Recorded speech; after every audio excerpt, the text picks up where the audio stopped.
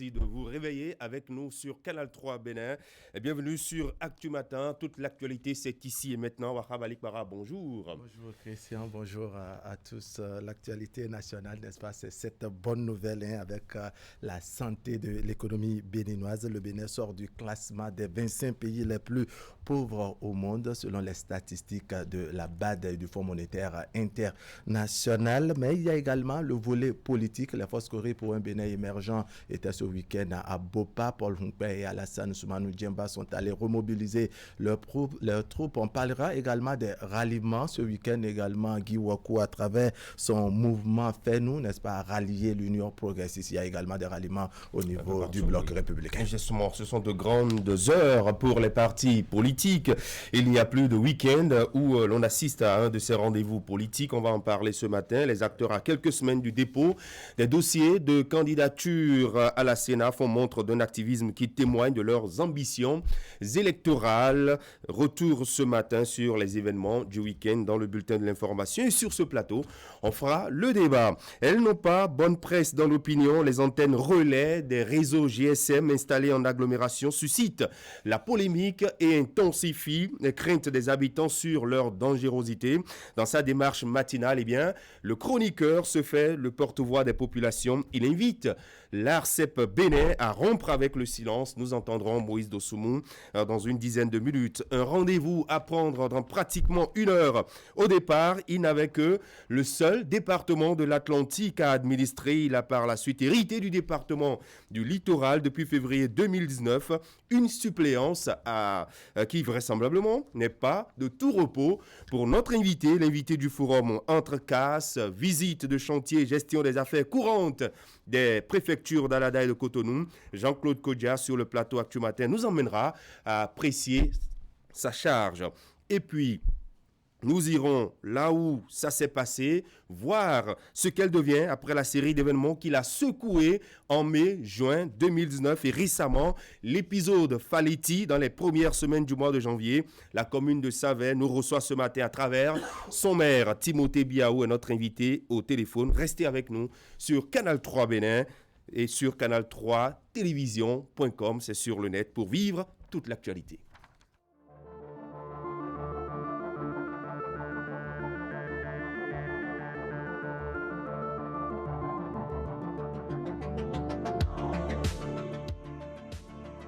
Spécialement aménagé pour des clients très exigeants, Millennium Popo Beach est un sublime cadre qui illumine vos séminaires et immortalise vos séjours. Réservé au 00229 95 85 91 22 94 01 66 55 69 52 33 33 69 52 44 44 ou contact @hotel-millenniumpopobeach.com. Millennium Popo Beach Hotel, au-delà de vos rêves.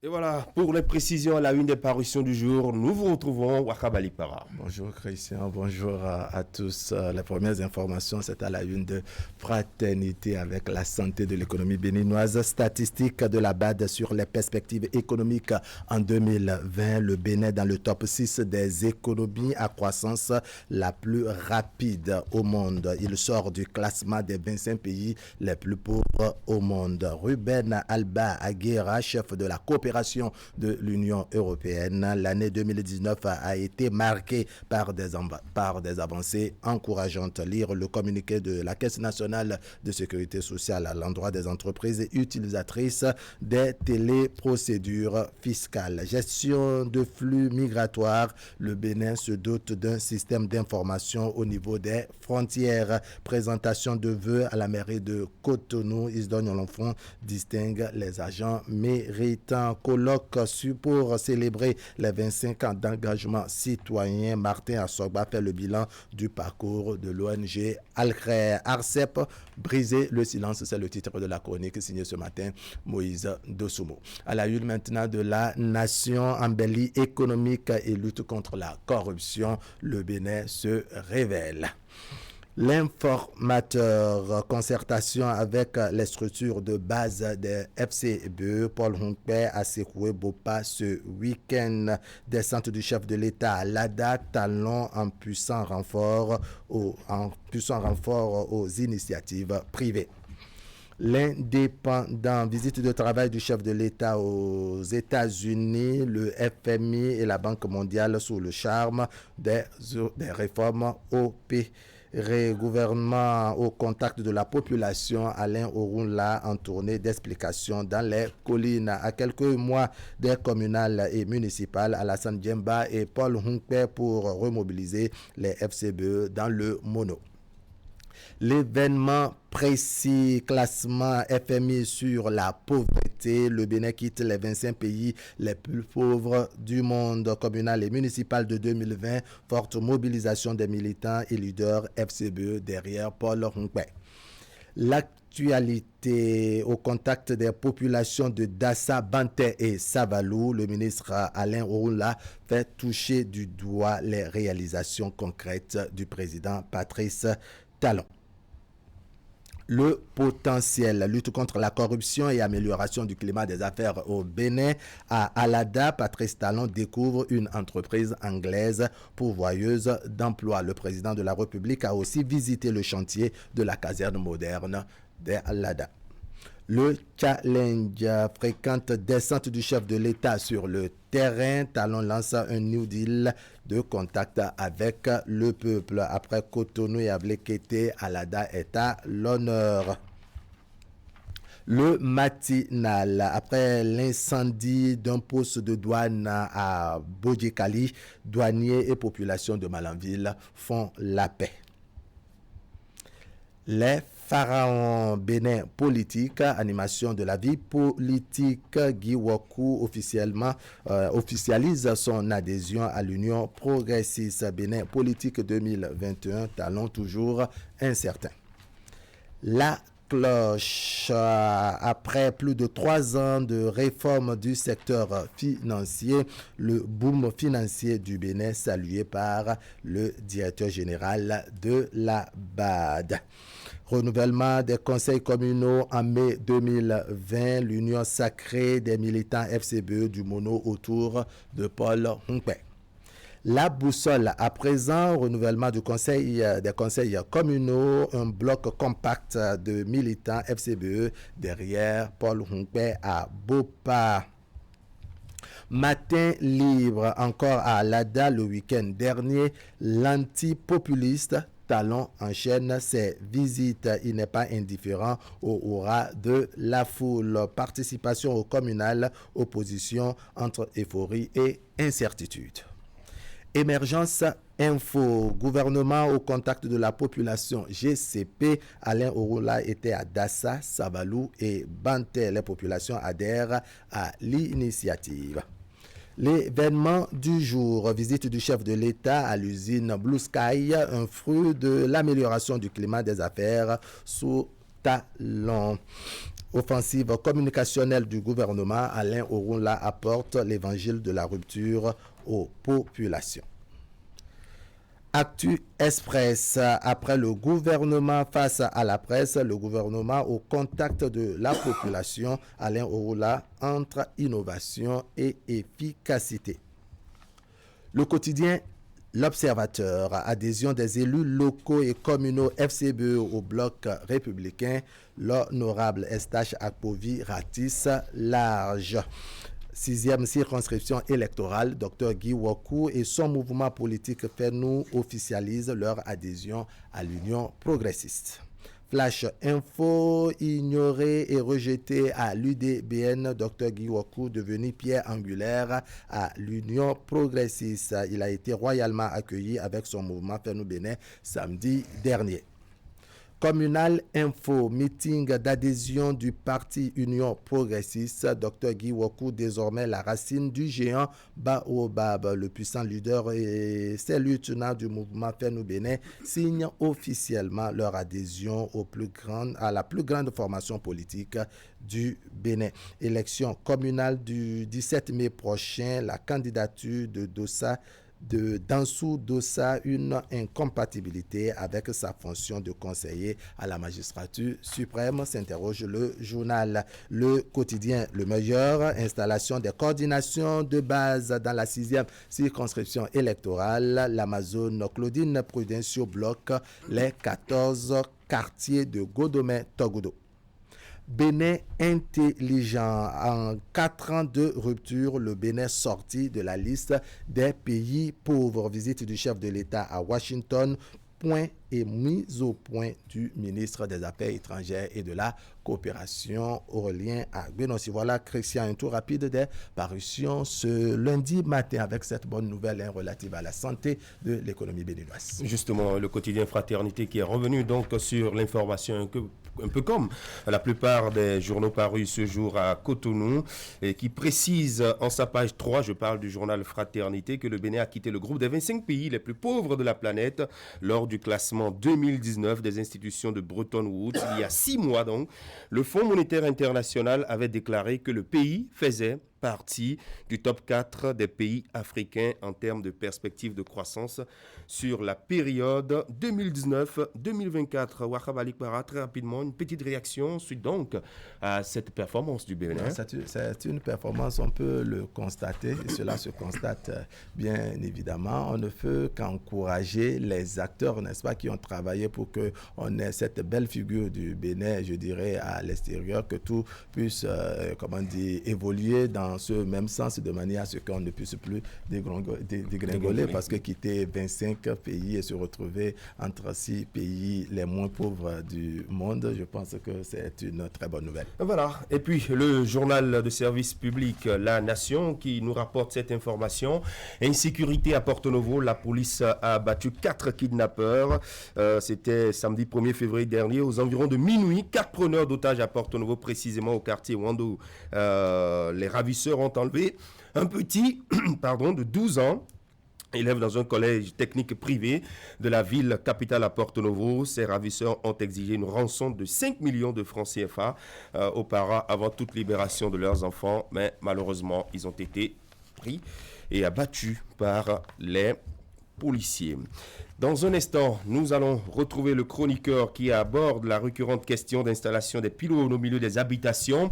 À côté des établissements scolaires et sanitaires, les effets néfastes des ondes électromagnétiques sur l'organisme restent un débat. Que dit l'ARCEP Bénin face à la situation de ces antennes au cœur des agglomérations et la polémique sur le danger qu'elles représentent? Eh bien, l'autorité de régulation doit rompre le silence. C'est l'appel de Moïse Dossoumoun que nous allons retrouver dans un court instant. Mais avant, le mini-journal va suivre la chronique. Tout de suite, nous vous proposons de suivre les gros titres avec vous, Nagui Balagwe. Bonjour. Bonjour Christian, bonjour à tous. Au sommet, Patrice Talon aperçu ce week-end à Alada, tour à tour sur les installations de l'entreprise Blue Skies, la même qui se propose de transformer et d'exporter en très grande quantité l'ananas béninois, puis sur le site de construction de la caserne militaire d'Alada où les travaux évoluent à leur rythme, tandis que les ouvriers sont en joie et ne s'en cachent point. Et puis, 25 ans, soit un quart de siècle maintenant, de lutte et d'engagement citoyen en faveur de la démocratie. Le moment était venu pour l'ONG Al-Khair de s'arrêter pour faire le point à l'Infosec de Cotonou. Les responsables ont réuni autour d'une conférence bilan tout le gratin de la société civile béninoise. D'accord, dans pratiquement 5 minutes, vous serez avec nous pour le bulletin de l'information. Merci de rester en place. Nous allons retrouver la chronique. C'est les titres du bulletin du mini-journal que nous aurons tout à l'heure. La chronique, c'est avec... voilà, quelques soucis avec la technique, mais on se rattrape. La chronique, c'est avec vous. Moïse Dossoumoun, bonjour. Bonjour Christian, mesdames, messieurs, bonjour. Il est devenu un compagnon de tous les instants. Introduite au Bénin en 1996, la téléphonie mobile, jadis réservée aux privilégiés, est aujourd'hui à la portée de tous. Perçue à la fois comme un outil de réchauffement des relations et un motif de dislocation des couples et des amitiés, le téléphone portable est une drogue à laquelle sont accros ses utilisateurs. Si manipuler cet appareil est un réflexe, beaucoup ignorent le procédé technique par lequel la magie de la communication s'opère au moyen de la voix, des tests, des images et de la vidéo. Mieux, la consultation des mails ou les recherches sur Internet implique de la part des opérateurs la mise en place d'outils techniques à même de répondre aux exigences de la modernité et de la clientèle. Si personne ne remet en cause cette technologie révolutionnaire, les avis par contre sont divergents sur les dangers auxquels ces appareils exposent les consommateurs. La proximité de ces objets avec le corps humain 24 heures sur 24 n'est pas sans conséquence sur la santé. L'autre danger non moins perceptible que l'opinion tend à ignorer, ce sont les impacts des ondes électromagnétiques diffusées par les antennes relais qui sont en réalité des émetteurs-récepteurs de signaux électriques et électromagnétiques. De manière pratique, lorsque l'on passe un appel, le téléphone mobile transforme la voix en radiofréquence qui est transmise à l'antenne relais la plus proche. Cette dernière convertit l'onde électromagnétique en signal électrique qui est acheminé par câble jusqu'à l'antenne relais du destinataire qui procède à l'opération inverse pour renvoyer des ondes jusqu'au mobile du correspondant. Ce sont ces ondes électromagnétiques que certains accusent de produire des effets néfastes sur la santé et l'environnement. Cette polémique qui divise les chercheurs s'enfle chaque année un peu plus. À bon droit, des associations de consommateurs sont donc préoccupées par la santé des populations. Plusieurs études montrent que les personnes qui vivent à proximité de ces antennes relais peuvent ressentir certains malaises. En effet, elles se plaignent de troubles du sommeil, de la concentration, de la perte de la vision, de l'irritabilité, de dépression, de nausées, de manque d'appétit, de maux de tête et de vertiges. En 2005, une étude égyptienne a été menée afin d'identifier les éventuels impacts quant aux troubles neurologiques et comportementaux. Résultat, la fréquence des maux de tête, des troubles de la mémoire, du sommeil, des vertiges, des tremblements et des états dépressifs était significativement plus élevée chez les personnes habitant près des antennes que par rapport aux groupes témoins n'étant pas exposés. D'autres études révèlent la multiplication des cas de cancer chez des personnes installées dans un rayon proche de ces antennes. Ces potentielles menaces appellent plusieurs initiatives de l'autorité de régulation des communications électroniques de la Poste, ARCEP. Hormis les habitations, des écoles se trouvent aussi dans le champ de ces antennes relais. Si les adultes craignent autant pour leur santé, du fait de ces installations techniques en pleine agglomération, qu'en est-il des enfants? 5 jours par semaine, les plus jeunes passent l'essentiel de leur journée à l'école. Constamment exposés à ces ondes, il faut redouter que des années après, ils développent des symptômes de maladies graves. Conscients du danger, plusieurs promoteurs d'établissements scolaires ont adressé des plaintes à l'ARCEP. La réponse se fait toujours attendre. On ne sait jamais si d'aventure les seuils d'exposition aux ondes électromagnétiques sont en dessous de ceux auxquels on considère qu'il n'y a pas de risque pour la santé. L'ARCEP est invité à se prononcer pour fixer l'opinion et apaiser les cœurs. Garder le silence sur une question aussi préoccupante ne fait qu'entretenir la psychose. Voilà, la cohabitation avec les pylônes est quasi inévitable pour nous tous et pour les populations. Moïse Dosoumou, vous invitez l'ARCEP à rompre le silence. Éventuellement, si l'ARCEP se prononçait, est-ce que ça va changer quelque chose à ce que nous avons? Ça pourra au moins fixer l'opinion parce qu'au fait, les scientifiques aussi sont divisés sur la question. Il y en a qui considèrent que quand les opérateurs respectent les seuils justement de diffusion des ondes, qu'il n'y a pas de risque pour la santé. Maintenant, c'est à l'ARCEP de nous dire que ces antennes-là, qui sont installées en pleine agglomération, ne constituent pas des risques pour la santé des populations. Mais se taire pendant toutes ces années, alors qu'il y a des plaintes, alors que les gens craignent pour leur santé, c'est de quelque chose qu'il faut corriger cette donne, justement. D'accord. Merci beaucoup, Moïse Dosoumou. Vous restez en place. On va vous retrouver dans un instant avec l'ensemble du plateau de discussion. André Dossa, Herman Anyamboussou et Hakimi Seydou Ousseini. Mais tout de suite, le bulletin de l'information.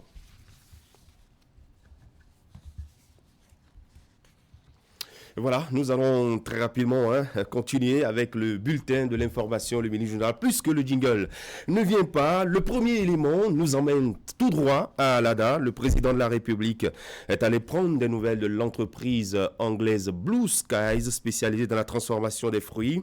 Elle va s'investir au Bénin, cette entreprise, dans la transformation à grande échelle, puis l'exportation vers l'Europe notamment, de l'ananas béninois réputé meilleur au monde. Le chef de l'État de se rendre ensuite sur le chantier de construction de la caserne militaire d'Alada.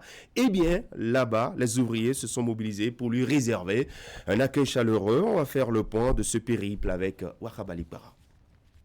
L'ananas du Bénin, considéré comme le meilleur au monde, va désormais séjourner en Europe et ce n'est pas qui se chargera de sa transformation et de son exportation qui manque. L'entreprise Blue Skies, spécialisée dans la transformation des fruits tropicaux, a posé ses valises à cet effet à Alada. Blue Skies Bénin, qui démarre ses activités le lundi 3 février, se propose de travailler 7 jours sur 7 pour à terme exporter par vol 20 tonnes d'ananas béninois en direction des supermarchés européens. Le président de la République, qui est allé visiter les installations, et apprécier en personne la capacité de l'entreprise à concrétiser cette ambition, est salué pour ses nombreux efforts qui ont permis d'endiguer un tant soit peu la corruption. Les confidences de Blue Skies laissent entendre que 10 ans plus tôt, la corruption alors en vogue au Bénin avait dissuadé les responsables de choisir la destination Alada. La rigueur du régime de la rupture et le climat des affaires désormais favorables ont donc pesé dans la balance et aujourd'hui les voici au Bénin. Blue Sky a décidé de s'installer au Bénin pour justement transformer les fruits que nous produisons avec un modèle économique qui est très innovant parce que Blue Sky ne va pas produire de fruits mais va acheter des fruits chez tous les producteurs du Bénin. Blue Sky va commencer sa transformation de fruits par 5 tonnes tous les jours au départ de Cotonou. Et ce sont des fruits transformés qui se retrouvent sur la table des consommateurs européens 24 heures après. Ce qui veut dire que c'est une unité qui est complètement modernisée avec une chaîne logistique qui doit permettre de transformer les fruits et de l'expédier par l'aéroport pour que ça soit sur la table des consommateurs européens le lendemain. 5 tonnes par jour dans un premier temps, puis rapidement on va aller à 10 tonnes, 15 tonnes, 20 tonnes. Il faut savoir que pour produire 20 tonnes de fruits transformés, il faut 3 fois plus de fruits, c'est-à-dire 60 tonnes de fruits. C'est-à-dire que quotidiennement, Blue Sky va acheter auprès des producteurs de notre pays 60 tonnes de fruits, tous les jours. Blue Sky Bénin, c'est aussi une porte ouverte aux milliers d'emplois et une grande opportunité pour les producteurs locaux.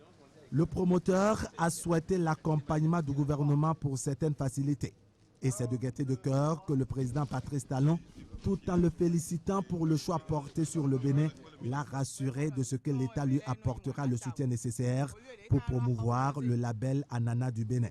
Je voudrais vraiment féliciter souhaiter longue vie à Blue Sky. Not to me, I've got my Nous passons. Nous passons. We stay here. Nous passons. Il faut que ça reste. Et que ceux qui travaillent ici voient leurs enfants travailler ici également.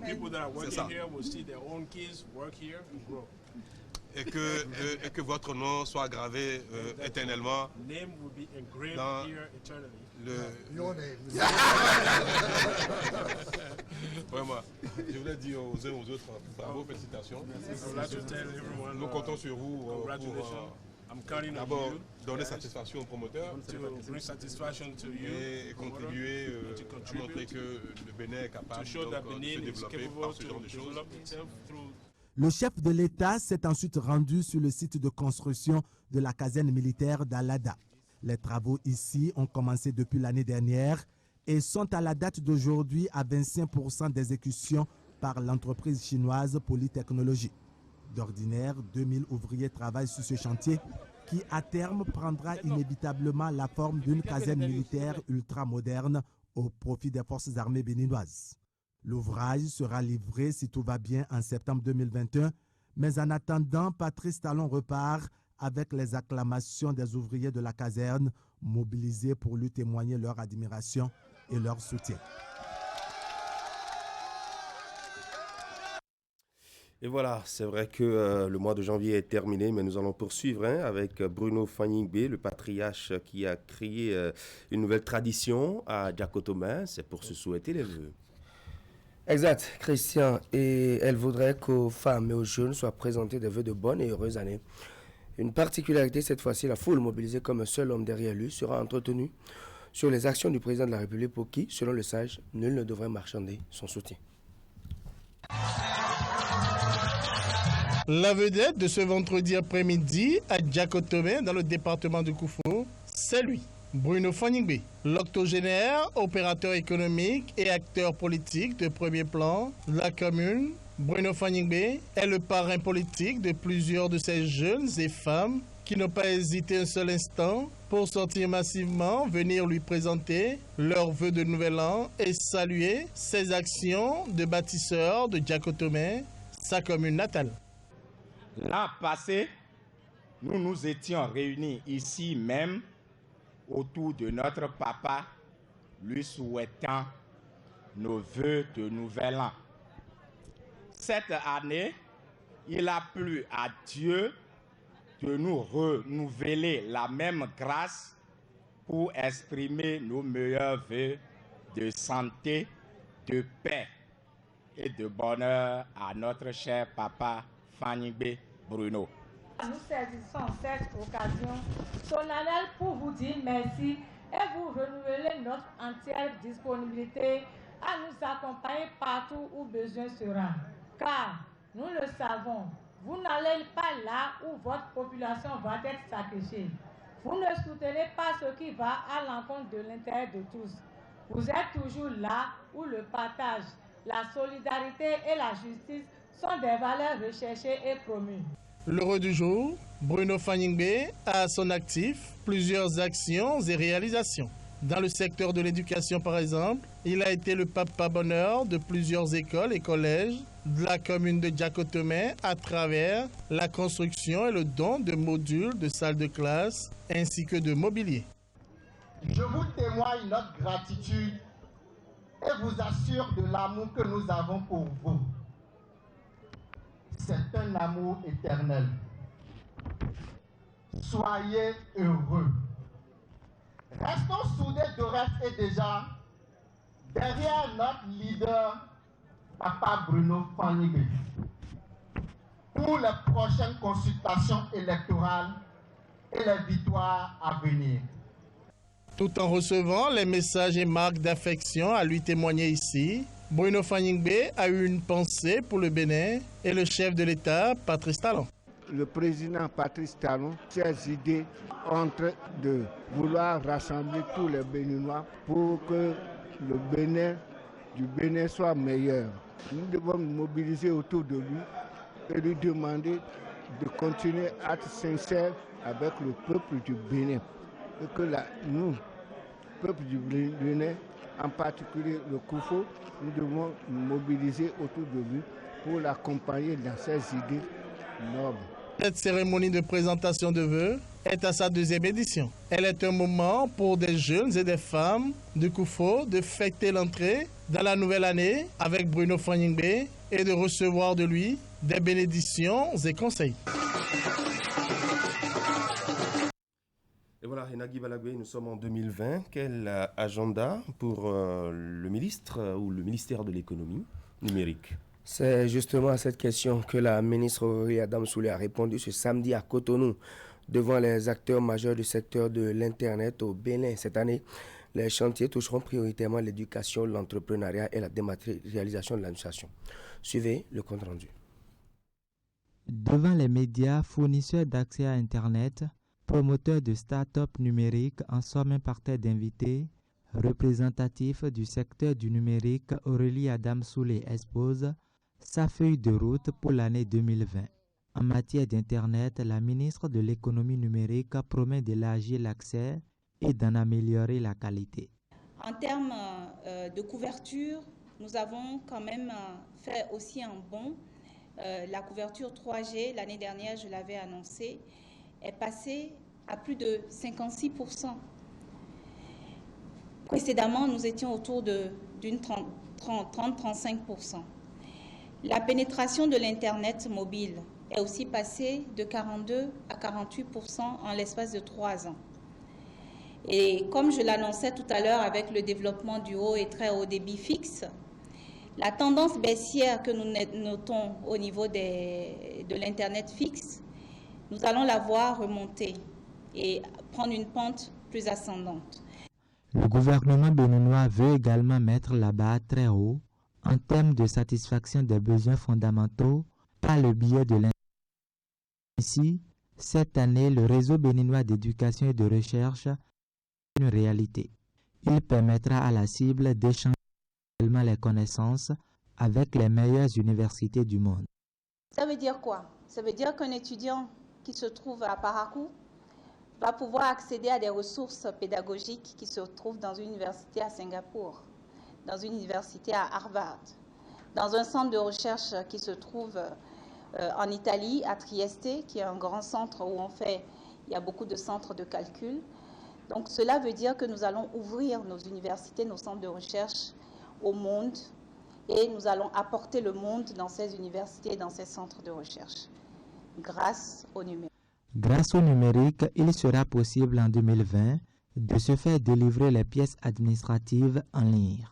Une dématérialisation rendue possible par le biais d'un portail numérique exclusivement dédié à l'administration. Il n'y a pas que le projet SmartGov qui connaîtra sa concrétisation en 2020. Le ministère entend finaliser l'insertion du numérique dans les salles de classe en généralisant le processus. Pour soutenir le jeune béninois à la sortie de l'école, le Fonds d'appui à l'entrepreneuriat numérique rentre dans sa phase opérationnelle. Et pour que toutes ces mesures ne laissent personne de côté, le gouvernement prévoit renforcer les points numériques communautaires afin d'impacter les populations à la base. Parlons maintenant de célébration. Nagui Balagbe, l'ONG Alcrer célèbre 25 ans de vie et de combat citoyen pour la démocratie. Voilà, pour cet anniversaire qui marque un quart de siècle de combat acharné pour la restauration des valeurs démocratiques, les responsables de l'association de lutte contre le racisme, l'ethnocentrisme et le régionalisme Alcrer ont organisé une grande conférence à l'Infosec de Cotonou. Une rencontre qui a réuni les têtes de pont de la société civile et qui a permis aux initiateurs de partager avec le public les fruits et les difficultés rencontrées tout au long de ce parcours citoyen. La présente rencontre est la consécration d'un quart de siècle de combat pour la préservation et la restauration des valeurs démocratiques en République du Bénin. L'association de lutte contre le racisme, l'ethnocentrisme et le régionalisme Alcrer est aujourd'hui fière du chemin parcouru. Notre organisation a mis en œuvre sur toute l'étendue du territoire national diverses activités destinées à éduquer les populations à la base sur leurs droits, mais aussi sur leurs devoirs, à sensibiliser les gouvernants sur la nécessité de sacraliser et de respecter les fonds publics à travers leur gestion efficace et efficiente, ainsi qu'à dénoncer les mauvaises pratiques pouvant freiner l'élan de notre pays vers le développement. Mais ce parcours n'a pas été aisé pour l'initiateur. Il a sacrifié son énergie, ses biens matériels et une partie de sa vie pour offrir aux Béninois un canal de préservation et de dénonciation des atteintes à la dignité humaine et aux valeurs démocratiques. Le 9 décembre 2013, j'ai été l'objet d'une tentative d'assassinat. Vous voyez, ce n'est pas facile, ce n'est pas du tout facile. Et puis, il arrive des moments où nous ne trouvons pas aussi de financement. Mais il faut continuer. Personnellement, je peux vous dire personnellement, au début des activités, moi-même, j'ai injecté 13 millions de nos francs CFA. Moi-même. J'ai vendu l'une de mes parcelles et j'ai mis l'argent à la disposition de l'ONG pour la faire progresser. Parce que vous ne pouvez pas aller vers le partenaire sans leur démontrer de quoi vous êtes capable. Cette cérémonie marquant les 25 ans de lutte citoyenne est placée sous le parrainage d'un ardent défenseur des valeurs démocratiques. Ce dernier caricature l'intensité et la portée des combats jusque-là menés par Alcrer. Substituer Alcrer à Martin Assogba relève d'un phénomène humain qui signe la ténacité, l'endurance que vous mettez au service de l'accomplissement de la vision qui vous a pris sous son manteau. Et je ne dis pas cela pour faire de Martin Viutu Assogba l'alter ego de l'arbre flamboyant ou du savant aux prises avec son microscope et ses éprouvettes. Je voudrais dire simplement que je ne sache pas au Bénin une autre association dont le nom se soit substitué à celui de son président. L'ONG Alcrer entend s'implanter davantage dans toutes les contrées du Bénin. Elle compte amener les Béninois à mieux connaître leurs droits, mais aussi leurs devoirs. S210, c'est la nouvelle trouvaille chez Atlantique Assurance Bénin Vie. Il s'agit d'une épargne prévoyance pour les études supérieures à l'étranger, une formule d'anticipation qui met les parents à l'abri des dépenses de dernière minute. Le produit a été lancé au cours de la semaine devant clients et partenaires d'Atlantique Assurance Bénin Vie. Dès qu'on parle d'études, il faut anticiper certaines choses parce qu'elles vont arriver. Pour qui va loin, la sagesse africaine conseille de ménager sa monture et qui envisage l'avenir sur de beaux auspices, il est préférable de se réveiller très tôt. C'est sans doute cette logique d'anticipation que Atlantique Assurance Bénin Vie suggère à sa clientèle. S10 est son nom, une épargne prévoyance pour les études supérieures à l'étranger. Atlantique Assurance Bénin Vie propose là une solution qui, à long terme, soulage les parents dans les dépenses universitaires de leurs enfants. Ce projet de vie, de réussite des enfants, nous voulons, grâce à ce produit que nous avons mis sur le marché, nous voulons vous y accompagner. Il n'y a rien de plus précieux que de voir réussir son enfant. Pour que l'enfant réussisse, la meilleure arme à lui donner, c'est l'instruction, c'est l'éducation, c'est la formation. Et cette formation, elle se prépare. Et au niveau d'Assurance Bénin Vie, nous avons mis notre expertise d'assureur vie, qui veut dire que nous prévoyons, nous préparons, nous aidons à préparer le futur. Parce que le futur, l'avenir se prépare dès aujourd'hui. Atlantique Assurance Bénin Vie s'est associé à Invictus Butlers pour proposer S10 en vue d'un projet d'études réussi à l'étranger pour l'apprenant. C'est sans doute la solution adéquate à l'équation, sinon aux multiples casse-têtes des parents vis-à-vis des charges liées à l'éducation de leurs enfants. Donc, pour que cette problématique ne soit plus un casse-tête pour les parents, nous vous offrons S10. S10 qui est l'alliance entre l'épargne prévoyance en assurance vie et la conciergerie estudiantine. J'ai l'habitude de dire à mes clients, ce n'est pas quand votre enfant a le bac qu'il faut réfléchir au financement de ses études, c'est trop tard. C'est dès qu'il est en maternelle, puisque de toute façon, quand vous le mettez en maternelle, c'est que vous savez qu'il aura le bac et qu'il abordera des études supérieures. Vous savez qu'il va avoir une formation diplômante. Donc ce n'est pas quand il est proche de cette formation qu'il faut réfléchir à se dire comment je finance. C'est un peu tard. S10 c'est là pour parer à toute éventualité, mais également pour l'accompagnement sur place. Ça c'est très important. Atlantique Assurance Bénin Vie s'est donné comme vocation de permettre aux parents de voir réussir leurs enfants. Le groupe s'est également associé à la conciergerie estudiantine pour qu'une fois le financement bouclé, l'enfant soit accompagné durant tout son cursus et que les efforts des géniteurs soient couronnés de succès. Fin du bulletin, Christian. Merci à vous, Nagui Balagwe. La grande édition du journal sur Canal 3 Bénin, c'est tout à l'heure à 13h, exactement 7h39. Rendez-vous à prendre sur Actu Matin.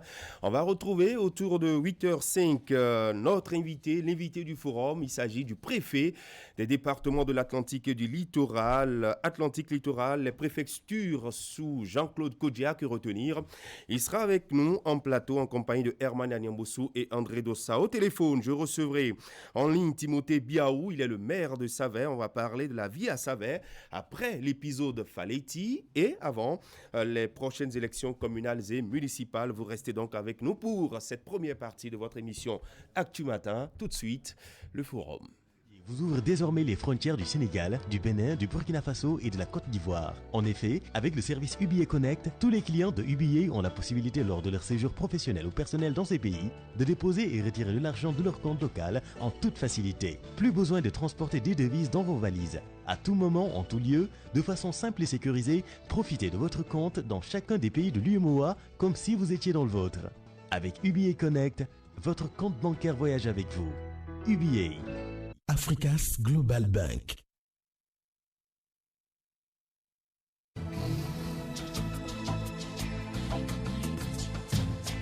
Vous aimez la qualité, vous exigez la finesse. Pour tous vos travaux en impression, flyers, affiches, dépliants, brochures, calendriers, facturiers, faire-part, cartes de mariage, cartes de visite et vos travaux en sérigraphie. Une seule adresse, l'imprimerie du groupe de presse Fraternité qui vous propose des prix défiant toute concurrence.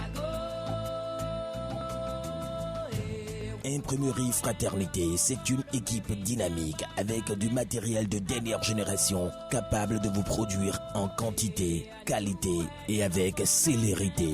Imprimerie Fraternité, nous sommes situés à Ménotin dans l'avant de la station Sonacop. Contact 97 60 79 34 95 34 10 47. À l'imprimerie du groupe de presse Fraternité, la qualité est garantie.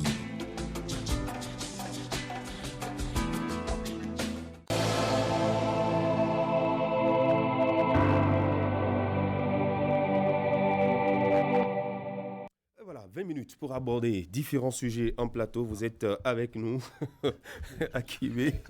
Vous avez quoi 20 minutes. Oui, bien sûr que pour aborder les sujets. Ça suffira. André Doussa, bonjour. Bonjour à vous. Erwan Papia Nyamboussou.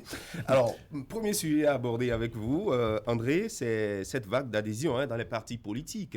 Doit-on parler de renaissance politique pour ces différents acteurs? Je vais citer par exemple Zéphirin Kendiaoundé qui abandonne son parti désormais ex-UDD Ouattara pour rejoindre le bloc républicain. Nous avons Jacques Dagoué, qui est maire de Glazoué, qui rejoint le bloc républicain. L'ex-maire d'Aguaïzon, Léopold Wankou, et son méca, qui le week-end prochain va rejoindre le bloc républicain. Ensuite, le dimanche, nous aurons Aladia Doukonou Wassadia, qui va rejoindre le bloc républicain. Et puis, à Calavi, dans le week-end écoulé, nous avons Guy Wokou également.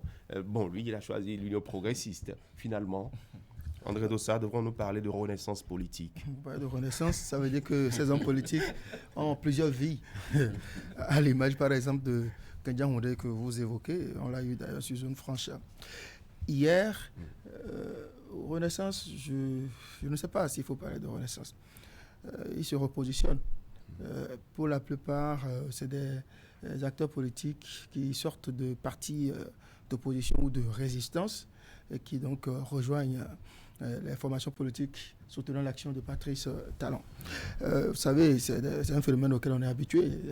La biche est en train d'aller à la rivière, ou si vous voulez, les biches s'en vont à la rivière. Est-ce qu'il y a rejoignent le pâturage. Est-ce qu'il y a de place pour les accueillir dans cette rivière? Ah, mais écoutez, ça, quand on fait un choix politique, quand on décide de rompre les amarres avec son parti pour adhérer à un autre, c'est que forcément on a pu obtenir des gages.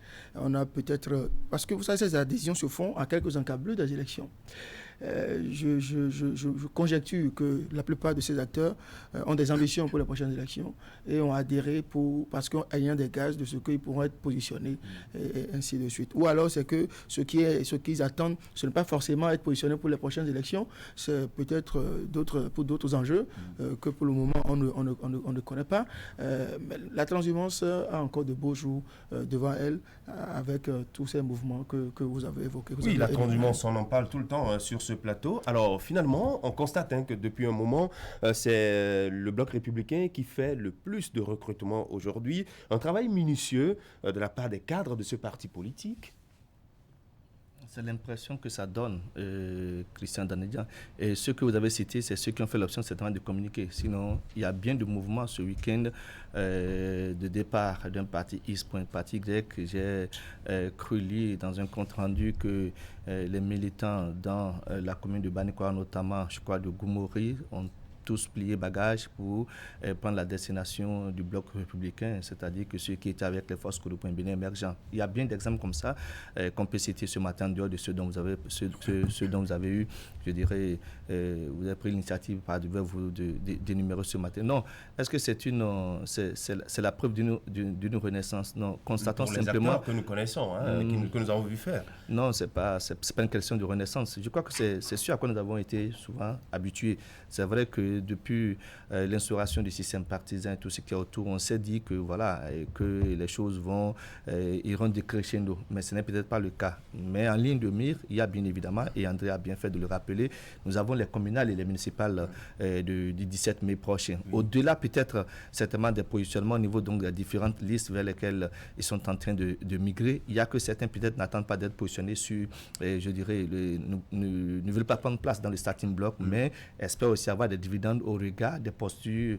C'est-à-dire apporter une plus-value à cette partie politique et espérer des dividendes par la suite. Exactement. Oui. Parce que ça ne venait pas, ces dividendes? Non. Je crois que c'est une question d'intérêt et de calcul qu'il faut mettre ensemble. S'ils n'ont pas énuméré tous ces éléments, je dirais qu'ils ne feront pas l'option de quitter un parti X pour un parti Y. En faisant l'option d'aller vers le bloc républicain, certainement qu'ils ont la garantie qu'au niveau du bloc républicain, eh bien, ils auront bien d'éléments qui concourent à leur apporter un plus et que les dividendes soient donc assurés. Sinon, eh bien, ils n'iront pas vers le bloc républicain. Ceux qui vont vers l'Union progressive, vous avez cité dans le lot là, il n'y a qu'un seul qui a été cité qui fait l'option d'aller vers l'Union progressive. Je vais parler de Guy Wakou. Et lui également, il a quitté le parti UDBN pour se retrouver maintenant au niveau de je parie même que de son départ, il y a certainement qu'il a été marchandé. On lui a fait plusieurs offres au regard de la carrure de la personne au niveau donc de l'UDBN. Donc, mis bout à bout, il y a que ce n'est pas une question de renaissance, mais c'est une question de survie politique, bien évidemment. C'est une question, je dirais, de qu'est-ce que j'apporte et qu'est-ce que j'aurai en retour. Et donc, quand on les met ensemble, il n'y a que la période s'y prête. Oui. Donc, après cette période, nous allons constater également d'autres vagues de démission. Oui, pourquoi pas, Maurice de Soumont, nous avons observé que c'est vrai qu'il y a beaucoup d'adhésions. Il y a également des départs au niveau du bloc républicain, notamment dans le Mono. On en a vu dans le week-end écoulé. Oui, mais pour moi, c'est chose, disons, en parenthèse, insignifiante, parce que à chaque veille d'élection, c'est ce à quoi on assiste. Et pour moi, il n'y a même pas d'événement là. C'est ce qui est normal chez nous. On a voulu est perçu ça ailleurs comme la réforme. C'est là où j'en venais. La réforme, pour ce qu'elle donne comme résultat maintenant, c'est qu'on s'est concentré sur la forme. On s'est concentré sur l'aspect esthétique, mais on n'est pas allé en profondeur, on n'est pas allé dans le fond. Je pense que c'est là les prochains défis sur lesquels il faudra s'atteler. Sinon, pour l'instant, pour moi, c'est chose normale. Il n'y a même pas de la matière là, quoi. Oui, Eman Parfait à Niamboussou. Oui, renaissance, repositionnement. Oui, l'acteur politique, c'est d'abord celui-là qui a une vision, qui est porté par une base. Et donc, aujourd'hui, est-ce que l'acteur politique peut aujourd'hui faire sa seule volonté? Non, c'est forcément une base qui lui dit, écoute, vu les enjeux qui sont là, et vous avez tantôt fait bien de rappeler qu'il y a les communales qui sont vues dans quelques mois, et d'ailleurs la Sénat qui pose les premiers actes déjà dès aujourd'hui. Et donc, ça pose une question de réel politique. Est-ce qu'il faut rester là, bras croisés, et attendre de mourir lentement de sa belle mort, ou il faut fondre un peu ce que Hakimi a appelé plus-value dans ce qui est fait déjà au niveau des autres forces politiques? Je pense que c'est ça qui est aujourd'hui le choix des acteurs politiques. Vous avez parlé tantôt de Aladja et Adoukonou qui va au BR, beaucoup d'autres qui sont allés au BR, et il y a également Kenya Oundé qui va également au BR, il y a Lupé qui est déjà au BR, qui est déjà passé sur le plateau hier de Zone Franche, qu'il a annoncé d'ailleurs.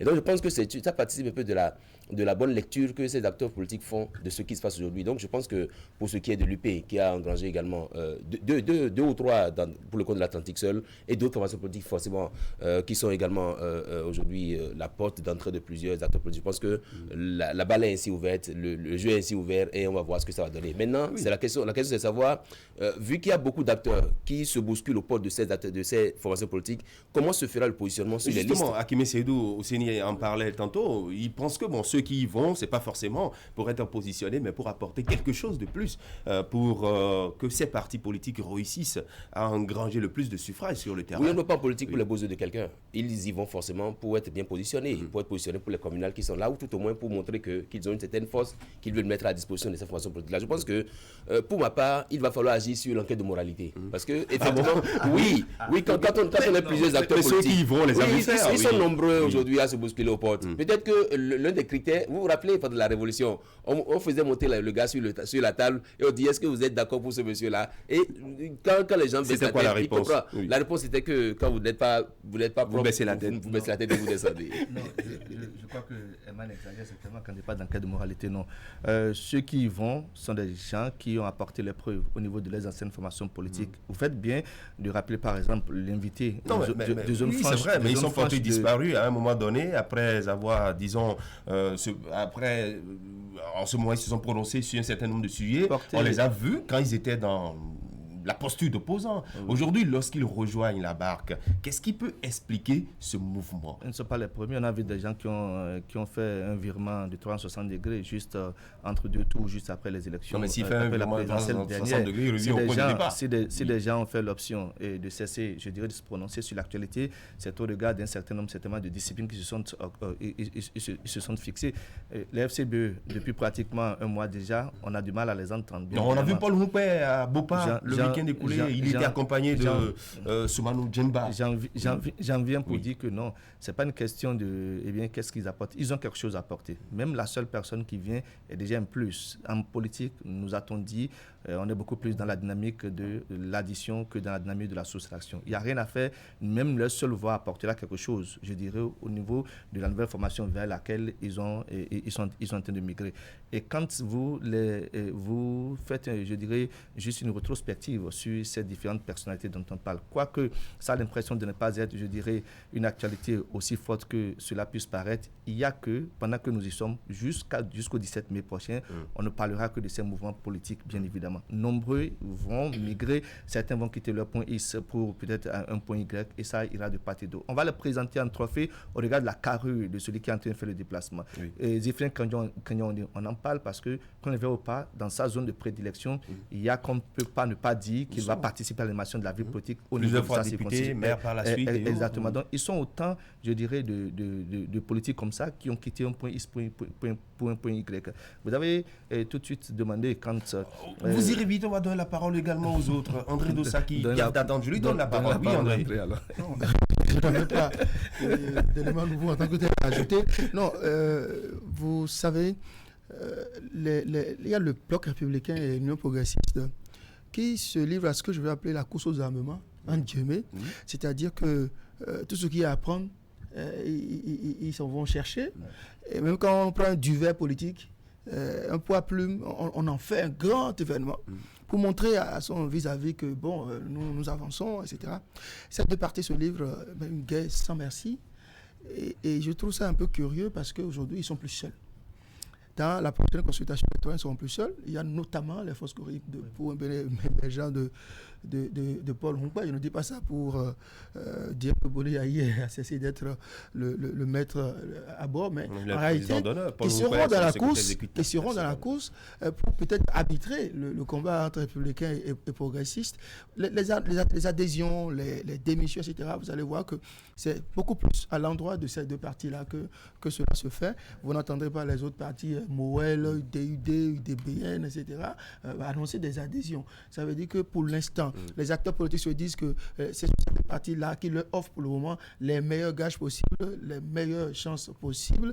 À la fin, on pourra apprécier. Parce que vous avez des acteurs politiques qui n'ont jamais fait l'expérience du suffrage, qui font des adhésions, ils se disent propriétaires de tel mouvement ou de tel autre parti, etc., et qui font des adhésions. À la fin, je crois que les partis qui les reçoivent pourront savoir, pourront voir, évaluer qu'est-ce qu'ils ont pu apporter. Pas toujours est-il que nous sommes en politique où l'on ne s'embarrasse point de certains modes de calcul tels que la division.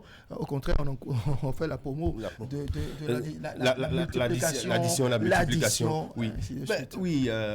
Qu'est-ce qu'ils mettent dans la balance, ces partis politiques, pour qu'aujourd'hui, avoir aujourd'hui ce grand nombre d'adhésions? C'est certainement l'offre qui attire ceux qui viennent, bien c'est peut-être l'offre de départ qui est plus intéressante pour ceux qui partent et qui s'en vont rejoindre ceux qui estiment être les mieux positionnés aujourd'hui pour les accueillir. Mais comme je l'ai dit tantôt, pour moi, il n'y a pas d'événement. On a assisté à ça depuis des lustres et ça ne risque pas de s'arrêter de sitôt. Malgré les jeux de dupes que nous observons par moments. C'est comme ça que la politique se fait chez nous. C'est-à-dire, ailleurs, ce serait une tollée sur à quoi on assiste chez nous. Mais nous, on est habitués à ça, on n'est pas prêt de s'arrêter, mais ça va continuer. Nous assistons également chez nous à beaucoup d'autres événements, notamment sur le plan de l'enseignement supérieur et de la recherche scientifique. Oui, Hakimi Seydou Ouseni, le Bénin est devenu la République des docteurs. Beaucoup de soutenance de thèse depuis un moment. Ça veut dire que ça travaille dans la recherche. C'est l'impression première que ça dégage. La semaine dernière nous a fait constater que, je crois que c'est plus d'une vingtaine, même au niveau de la faculté d'économie, c'est bien ça, c'est plus d'une vingtaine. Il y en a aussi dans d'autres facultés, au niveau de la Flash, au niveau de la faculté de droit et de sciences politiques, ainsi de suite. Nous avons bien des docteurs qui sont versés sur le terrain. Après plusieurs années de recherche et après une présentation, je dirais, du fruit de leur labeur. Ça a été soumis à appréciation à l'arrivée. Ils sont bien nombreux de part et d'autre qui sont sortis avec des mentions honorables. En témoigne notamment le patron de la douane béninoise qui s'est aussi... C'est la grande curiosité. Oui, la grande curiosité parce qu'on se serait dit que, mais attendez, qu'est-ce qu'ils viennent encore chercher ces messieurs dans cette affaire de docteur et consorts, alors qu'ils ont déjà bradé de grade de commandant, de lieutenant-colonel, peut-être bientôt colonel et par la suite peut-être général et consorts. On s'est dit, mais est-ce que ce n'est pas suffisant pour ne pas avoir d'autres titres? Mais attention, c'est les messieurs qui se disent non, au-delà, je dirais, de notre carrière professionnelle, nous avons aussi quelque chose à apporter en termes de plus-value. Parce que cette question de qu'est-ce que j'apporte, quand on a passé, mettons 10 à 15 ans au niveau d'une structure donnée et qu'on travaille, je dirais, à apporter un plus. Quand vous lisez un peu le thème du désormais docteur Sakabo Kochal, vous vous rendez compte que, pour l'expérience qu'il a acquise au niveau de la douane béninoise, il s'est dit que, je peux aller encore en approfondir pour apporter un plus en termes, je dirais, de recherche et puis d'innovation. C'est déjà à saluer, espérer que bien d'autres aussi, dans bien d'autres structures, puissent apporter les pierres à l'édifice. Mais la question qui reste là, celle que je me suis toujours posée, c'est qu'est-ce qu'on fait de cette thèse de recherche, parce que ça dure que les gens... Vous avez une réponse à cette interrogation d'Hakimi Ouseni, Moïse Dossoumoun. Qu'est-ce qu'on fait de cette thèse de recherche? Puisque chaque année, il y a beaucoup de dizaines de docteurs qui sortent de nos universités, mais on se demande, ça devient quoi ce sur quoi ils ont fait des recherches et soutenu? Mais il faut dire que l'engouement pour les thèses a commencé il y a une quinzaine d'années, ça ne date pas d'aujourd'hui. Et de plus en plus, on voit que les jeunes veulent s'investir dans la recherche. Mais quand ils soutiennent, c'est à même de valoriser justement le travail de recherche. Si l'environnement ne leur offre pas justement cette opportunité, c'est soi-même qui prend sa thèse et qui la promeut. On n'attend pas que l'université le fasse si elle n'offre pas les canevas pour ça. On le fait soi-même. Mais au-delà même des travaux de la thèse, moi je parle beaucoup plus de la pré-thèse. Oui. Parce que quand vous accédez au grade de docteur, c'est le plus grand diplôme universitaire. À passer, il n'y a plus aucun diplôme. Le reste, c'est des concours et tout le reste. Et que vous êtes censé avoir une certaine autorité scientifique, que vous pouvez opiner sur certains sujets, vous pouvez apporter une plus-value à la doctrine. Qu'est-ce que tous nos docteurs apportent justement à la doctrine en termes de réflexion? Qu'est-ce qu'ils apportent pour le développement du pays dans leurs spécialités respectives? On a comme l'impression que juste après ça, chacun s'en va plus ou moins se chercher un meilleur avenir professionnel et que l'impact attendu de la science, de la recherche sur le développement n'est plus vraiment de mise. Alors qu'il aurait fallu à partir de cet instant s'investir beaucoup plus dans la recherche, livrer les résultats, les publier et faire en sorte qu'ils soient pris en compte dans les paramètres justement qui nous conduisent vers le développement. Vers le développement, oui, Amanda Niamboussou. Oui, je pense que en courant un peu vers ce diplôme-là, Moïse a bien fait de rappeler que c'est le dernier diplôme universitaire, le doctorat.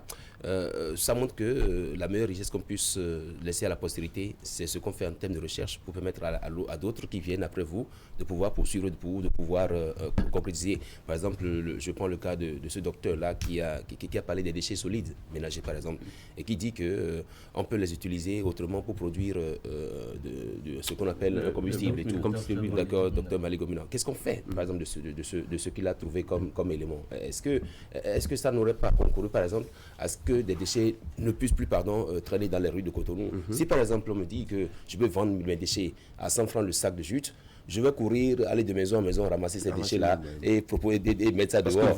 Parce que vous produisez les déchets aujourd'hui, ça vous apporte on peut les acheter chose. pour que ça protège. Qu'est-ce qu'on fait de ces recherches-là? Oui, justement, il a rappelé un peu le thème en fait, qui a été la thèse de DG Douane, pour montrer en réalité que l'homme est conscient que être DG Douane ne suffit pas. qu'il faut poursuivre des études pour aller très loin. Je pense qu'il faut le dire chapeau et ça nous permet à nous autres de pouvoir continuer nos dossiers. C'est vrai qu'il y a eu beaucoup de docteurs la semaine écoulée, à l'image de Norumbida, député à l'Assemblée nationale. Oui, vous savez, on pourrait dans certaines circonstances considérer que, par exemple, être élu à l'Assemblée nationale, c'est déjà l'apothéose, ou être directeur général de la douane et des droits indirects, vraiment, c'est la fin du monde. Maintenant, ils vont au-delà. Ils étudient pour sans doute renforcer leurs compétences. Et moi, je suis d'autant plus intéressé par la thèse du directeur général de la douane parce que, déjà, avec l'expérience acquise à ce niveau-là, notamment jusqu'à parvenir au sommet de cette administration douanière, il a continué d'étudier pour se renforcer et sans doute apporter un plus à cette administration douanière. Vous savez, la douane béninoise, au-delà de tout, c'est un pôle d'excellence. Il y a une mine de cadres, de compétences à la douane que l'organisation internationale, comment ils appellent ça, mondiale de la douane utilise à fond. Et cette thèse de Inoussa Charles Sakaboko n'est que, de mon point de vue, un témoignage de cette compétence dont regorge la douane béninoise. Et quant à notre très cher ami Norumbida, moi j'ai été un peu surpris que ce ne soit que maintenant qu'il soutienne sa thèse, parce qu'il y a quand même un petit moment, il me semble qu'il était déjà sur ce terrain. La politique ne l'a pas empêché de continuer à étudier, à faire ses recherches. Et on le tire un coup de chapeau, parce que c'est aussi un jeune... Dans un court instant, nous allons recevoir le préfet des 2 départements de l'Atlantique et du littoral, mais très rapidement, vous venez de souffler quelques secondes, André Dossat, je vais rester avec vous pour parler du Royaume-Uni qui a finalement quitté l'Union européenne, le Brexit. Ben oui, c'est fait. C'était vendredi dernier. C'est fait. C'est vrai qu'on n'a pas suffisamment de temps pour en parler. Oui. Parce qu'il faut quand même faire un petit historique de cette affaire-là. Et se poser aussi des questions. Ça va devenir quoi désormais, l'Union européenne? Est-ce que ça ne va pas susciter des émules? Ça ne va pas faire des émules ce départ de la Grande-Bretagne? Ouais, ça quand même, d'une manière ou d'une autre, ça met en difficulté cette expérience d'intégration quand même que constitue l'Union européenne. J'espère que ça ne va pas susciter des vocations vers d'autres exemples d'intégration comme la CEDEAO et autres qui parlent de l'éco avec tout ce que nous avons autour de la monnaie comme actualité autour. Oui, un coup dur pour l'Europe avec ce départ du Royaume-Uni. C'est vrai que c'est depuis 3 ans pratiquement que ça se décidait. C'est possible, mais là où c'est intéressant, c'est que ce sont les Britanniques eux-mêmes qui l'ont décidé. Ce ne sont pas les officiels du gouvernement. C'est la population même qui a fait le choix de quitter l'Union européenne. C'est en cela que la démocratie est très avancée dans ces pays-là, où les populations ont le choix de s'exprimer sur des sujets aussi sensibles. Et tels qu'ils le font, c'est que ça marche à coup sûr. Mais la difficulté pour le Royaume-Uni actuellement, c'est de trouver des marchés d'écoulement de ces produits en dehors de l'Europe pour toujours se maintenir dans la danse. Et tous les regards sont rivés actuellement sur l'Afrique. L'Afrique qui a déjà ses partenaires traditionnels, la France, les États-Unis et autres, avec les nouveaux partenaires comme la Chine, l'Inde et consorts. Comment le Royaume-Uni peut parvenir à percer ce marché-là, à s'implanter pour trouver son compte? C'est là la grosse difficulté actuellement. Alors, le pays qui entre dans une transition de 11 mois, pratiquement, Herman Parfait à Niambossou, qu'est-ce que ça peut changer au cours de cette période? Oui, n'oubliez pas que l'Union européenne, en fait, la participation du Royaume-Uni à l'Union européenne, ça fait 47 ans. Quand on a fait 47 ans à collaborer avec d'autres pays et qu'on en sort, on n'en sort pas juste sans laisser des séquelles. Il faut forcément laisser des éléments, sans garder des séquelles, pardon. Et donc, je pense que le Royaume-Uni a aujourd'hui 11 mois pour pouvoir tracer les nouveaux signaux de ces relations avec l'Union européenne. Parce que n'oubliez pas, désormais, l'Union européenne qui est réduite à 27, mais ils sont déjà en train de penser à un accord de libre-échange, sans alignement sur les trucs communautaires avec l'Union européenne. Je pense que on aura, si vous voulez, le temps d'en parler, parce que c'est le sujet. Justement, c'est un peu vaste.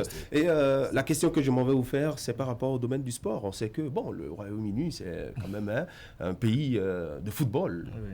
Hakim Seydou, homme sport. Oui, c'est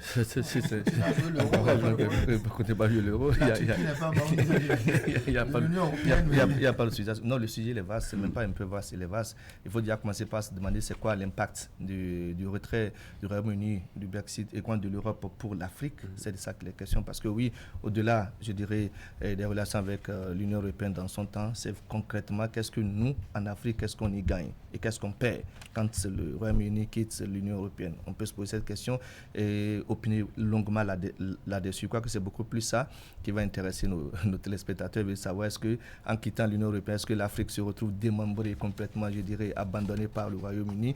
Et Moïse disait tout à l'heure que ça va se poser beaucoup plus en termes d'investissement. Ils vont chercher de nouveaux marchés. Ce n'est pas qu'ils étaient complètement absents en Afrique, non, ils y étaient d'une manière ou d'une autre. Je crois que c'est peut-être une grande opportunité pour l'Afrique désormais de savoir qu'en dehors de l'Union européenne, c'est-à-dire cet ensemble, il y a que nous avons encore notre partenaire seul, qui se trouve être le Royaume-Uni, et on verra s'il faut renégocier, je dirais, les accords avec le Royaume-Uni. Et d'ailleurs, ils ont déjà prévenu, parce que vous vous souvenez que la dernière fois, à leur forum à Londres, ils ont invité des pays africains, notamment les grands que nous avons déjà, le Nigeria, l'Afrique du Sud. Et puis, en matière, je dirais, de pays africains, de zones francophones, il n'y a que la Côte d'Ivoire y était, le Sénégal également y était. Ça veut dire qu'eux-mêmes sont en train déjà de travailler à renégocier les accords avec le continent africain, parce qu'ils savent bien entendu que pendant longtemps, ils n'étaient pas totalement présents. Il n'y a que c'est la Chine, il n'y a que ce sont les États-Unis, il n'y a que c'est la France. Maintenant, eh bien, il y a l'Afrique maintenant, l'opportunité de faire maintenant le choix entre travailler de façon plus complète avec le Royaume-Uni ou encore s'investir davantage avec les autres pays de l'Union européenne. Voilà. Merci à vous, Hakim Seydou. Les sports, c'est dans une bonne trentaine, quarantaine de minutes. Exactement, on parlera bien évidemment de football, puisque ce week-end on a eu droit à la dernière journée, la 17e dernière journée donc, de la phase aller de la Vitalor Ligue 2. Les requins de l'Atlantique sont en train de se réveiller. Ils ont joué ce week-end contre Dynamique de Djougou. C'était bien donc du côté de du stade René Pleven d'Akpak, parce qu'à l'arrivée des hommes d'Amadou Moudachiro, 2-1. On reviendra sur le compte rendu complet de cette affiche entre les rouges et blancs, les Awisi-Wassa, et puis bien entendu les jaunes de Dynamique de Djougou. Et comme vous le savez, on a disputé également ce week-end la dernière journée de la phase de poule de la Coupe de la Confédération. Esaü était en déplacement du côté de Kinshasa pour y affronter le Daring Club Motema Pembe. Eh bien, les Béninois ont été battus par le score d'un but à 0. On fera le point de la participation à cette campagne africaine d'Esaü Football Club. Voilà, ce n'est pas une très bonne année pour Esaü Football Club. En tout cas, on parlait tout à l'heure. On ne dira pas les choses comme ça. Non, pas une très bonne année. C'est même plutôt une très bonne année pour Esaü. Ce n'est pas parce que Esaü qui encaisse beaucoup de buts. Oui, on fera le bilan, tout ça. Il n'y a rien à faire. On ne va pas occulter les buts encaissés, mais on fera constater que c'est pour la première fois qu'un club béninois se retrouve donc à cette phase de la compétition. Et à l'arrivée, vous aurez votre plateau ce soir pour faire le débat tout à l'heure. À 21h, vous aurez votre plateau. Voilà le plateau. Donc, on a invité Amadou Moudachiro, ex-capitaine des écureuils du Bénin et en ce moment entraîneur d'Awisi Wassa. Merci Hakimé. On vous retrouve tout à l'heure. Moïse Doussounou, merci beaucoup. On vous retrouve demain matin dans la chronique et puis dans le forum de discussion. Vous restez en place. Herman Parfait à Niambossou, André Dossa. Nous allons recevoir l'invité du forum, Jean-Claude Kodja, préfet des 2 départements de l'Atlantique et du littoral. Vous n'aimez pas les files d'attente? Moi non plus. Alors, pour vos opérations bancaires, faites comme moi. Utilisez la formule magique étoile 919 dièse. Et oui, avec UBA Magic Banking, faites vos opérations bancaires sans vous déplacer. Tapez simplement étoile 919 dièse sur votre téléphone portable, qu'il soit Android ou non, qu'il y ait la connexion ou non. Tapez étoile 919 dièse et votre téléphone se transforme en guichet de banque.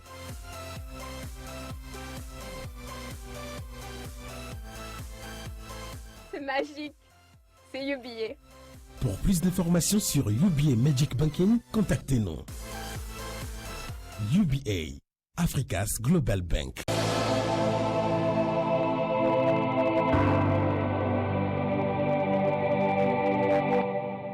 Environ 15 minutes, nous aurons au téléphone le maire de la commune de Savin pour nous parler de la vie dans cette commune après l'épisode Faletti et avant les prochaines consultations électorales. Timothée Biarou sera en direct avec nous sur le plateau. Le préfet de l'Atlantique et du littoral, Jean-Claude Kodja, bonjour. Bonjour chers amis journalistes, merci de me recevoir sur votre plateau.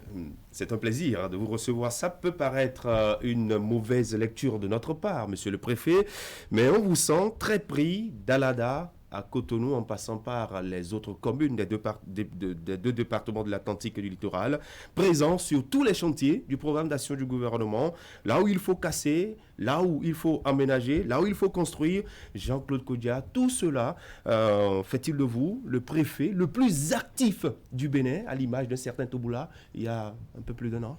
Je voudrais d'abord dire que nous ne cassons pas, nous libérons. Il faut rectifier déjà.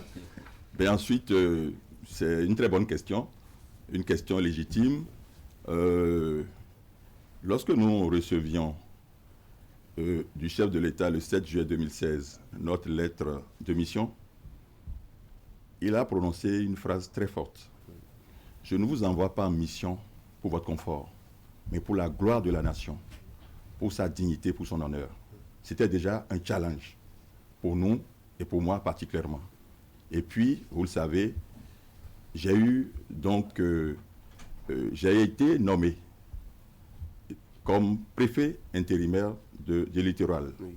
C'était pour moi un renouvellement de la confiance du chef de l'État à ma petite personne.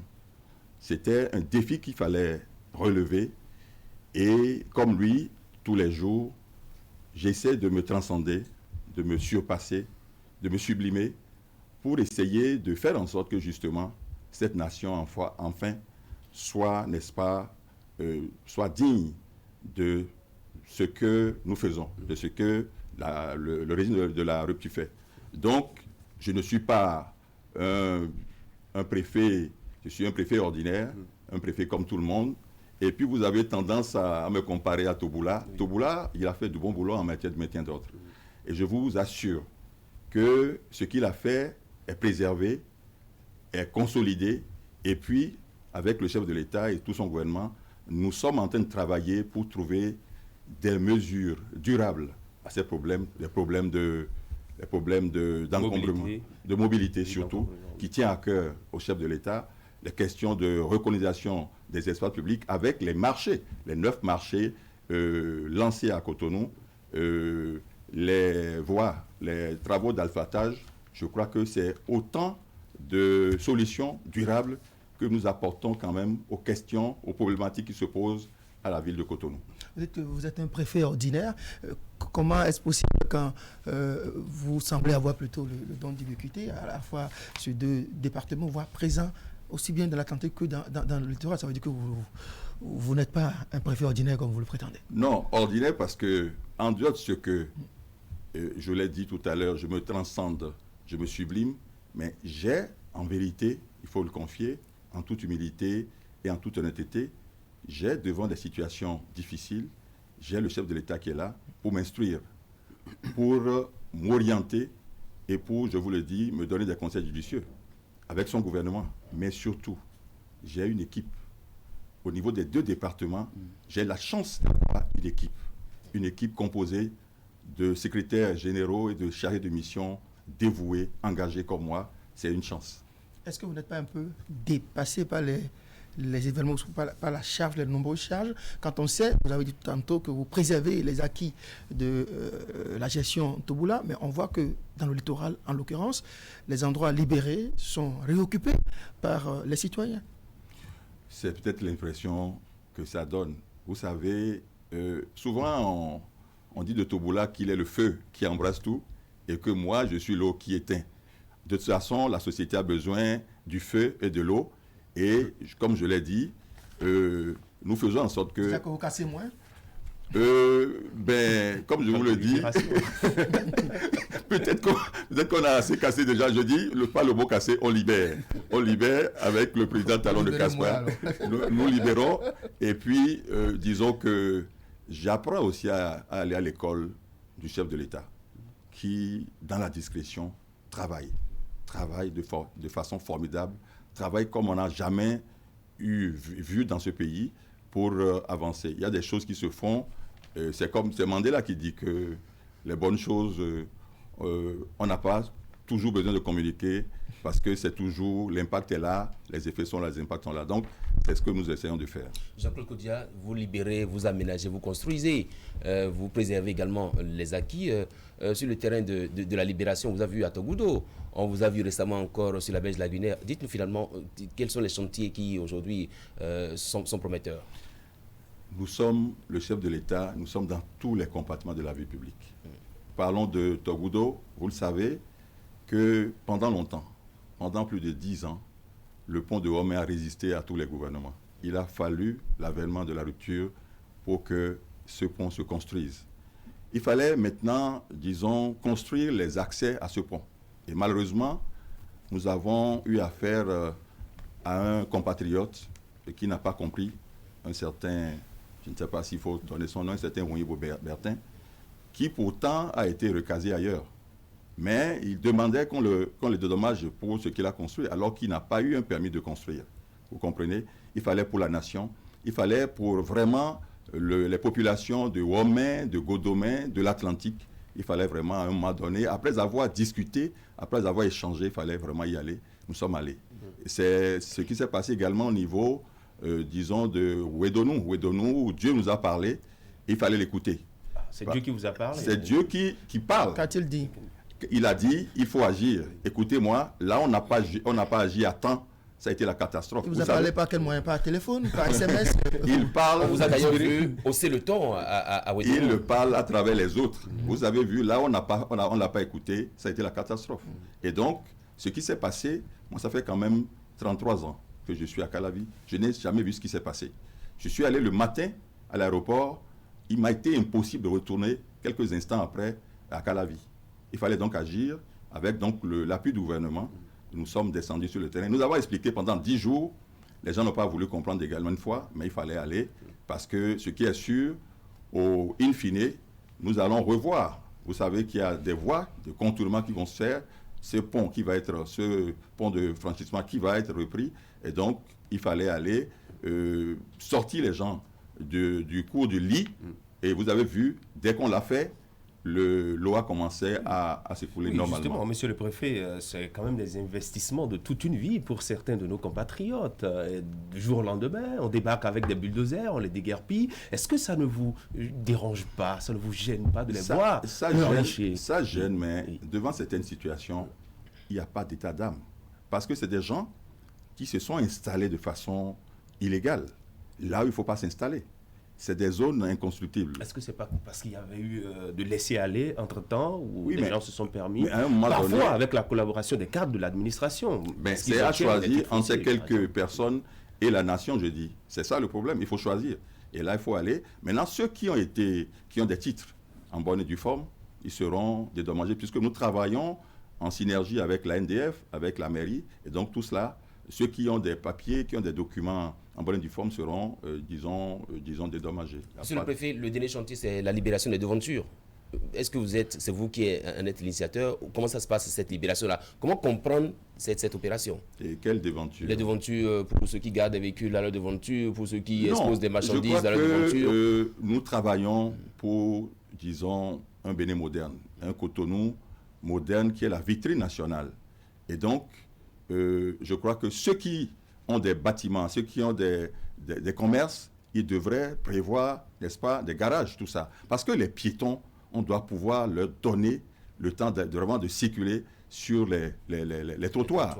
Et les marchandises doivent vraiment rester dans les boutiques. C'est ce que nous voyons dans les grands pays. Et or, nous accédons aujourd'hui, donc nous voulons ressembler à ces pays-là. Donc, nous sommes en train de travailler dans ce sens. Je crois que, comme je l'ai dit, il y a des gros chantiers qui vont nous permettre, d'ici 1 an, vraiment de régler définitivement ces problèmes-là, ces questions-là. Et je crois qu'il faut demander aux Cotonois d'être patients pour que vraiment nous puissions, et de nous accompagner, d'accompagner le chef de l'État et son gouvernement dans donc cette œuvre gigantesque de reconstruction de ce pays. Monsieur le préfet, mais là qu'on parle de la tutelle, il y a plusieurs communes dans votre zone, comment je veux dire, de compétence, y compris Cotonou, le centre névralgique du pays, mais apparemment tout se passe bien. Il n'y a pas d'accrochage depuis entre vous et un maire par rapport à la gestion. Ça cache quoi, ce silence, j'ai appris à travailler avec le dialogue et dans le dialogue. Mais on sait être ferme aussi. Donc, nous sommes là, en fait, pour accompagner. Notre rôle premier, ce n'est pas d'être un gendarme, c'est d'accompagner, de stimuler, de faciliter. C'est ce que nous faisons, mais nous restons fermes également lorsque, disons, des actions qu'il faut ne sont pas posées. Donc, Cotonou, par exemple, aujourd'hui, il faut y aller. Nous avons travaillé ensemble pour que désormais des parkings soient, n'est-ce pas, construits pour régler justement les problèmes de stationnement anarchique. Nous avons travaillé pour qu'enfin, on ait des pompes, n'est-ce pas, lorsqu'il pleut, pour gérer. Nous avons travaillé pour que nous inscrivions dans le budget l'achat de pelles excavatrices, ce que nous n'avons pas eu auparavant pendant 15 ans de décentralisation. Donc, malgré les moyens colossaux dans la ville. Bon, quand même relativement, il faut dire, il faut appeler un chat, malgré les fiches de carte d'identité sont en rupture. Est-ce que vous êtes au courant? Vraiment, une rupture, c'est 2019, une rupture chronique. Et nous gérons. Je crois que ces derniers temps, on a pu nous approvisionner, mais je crois que nous travaillons pour que vraiment cette situation... Qu'est-ce qui peut expliquer ça? Bon, ça, je crois qu'il faut poser la question à la société, à M. Elias, n'est-ce pas?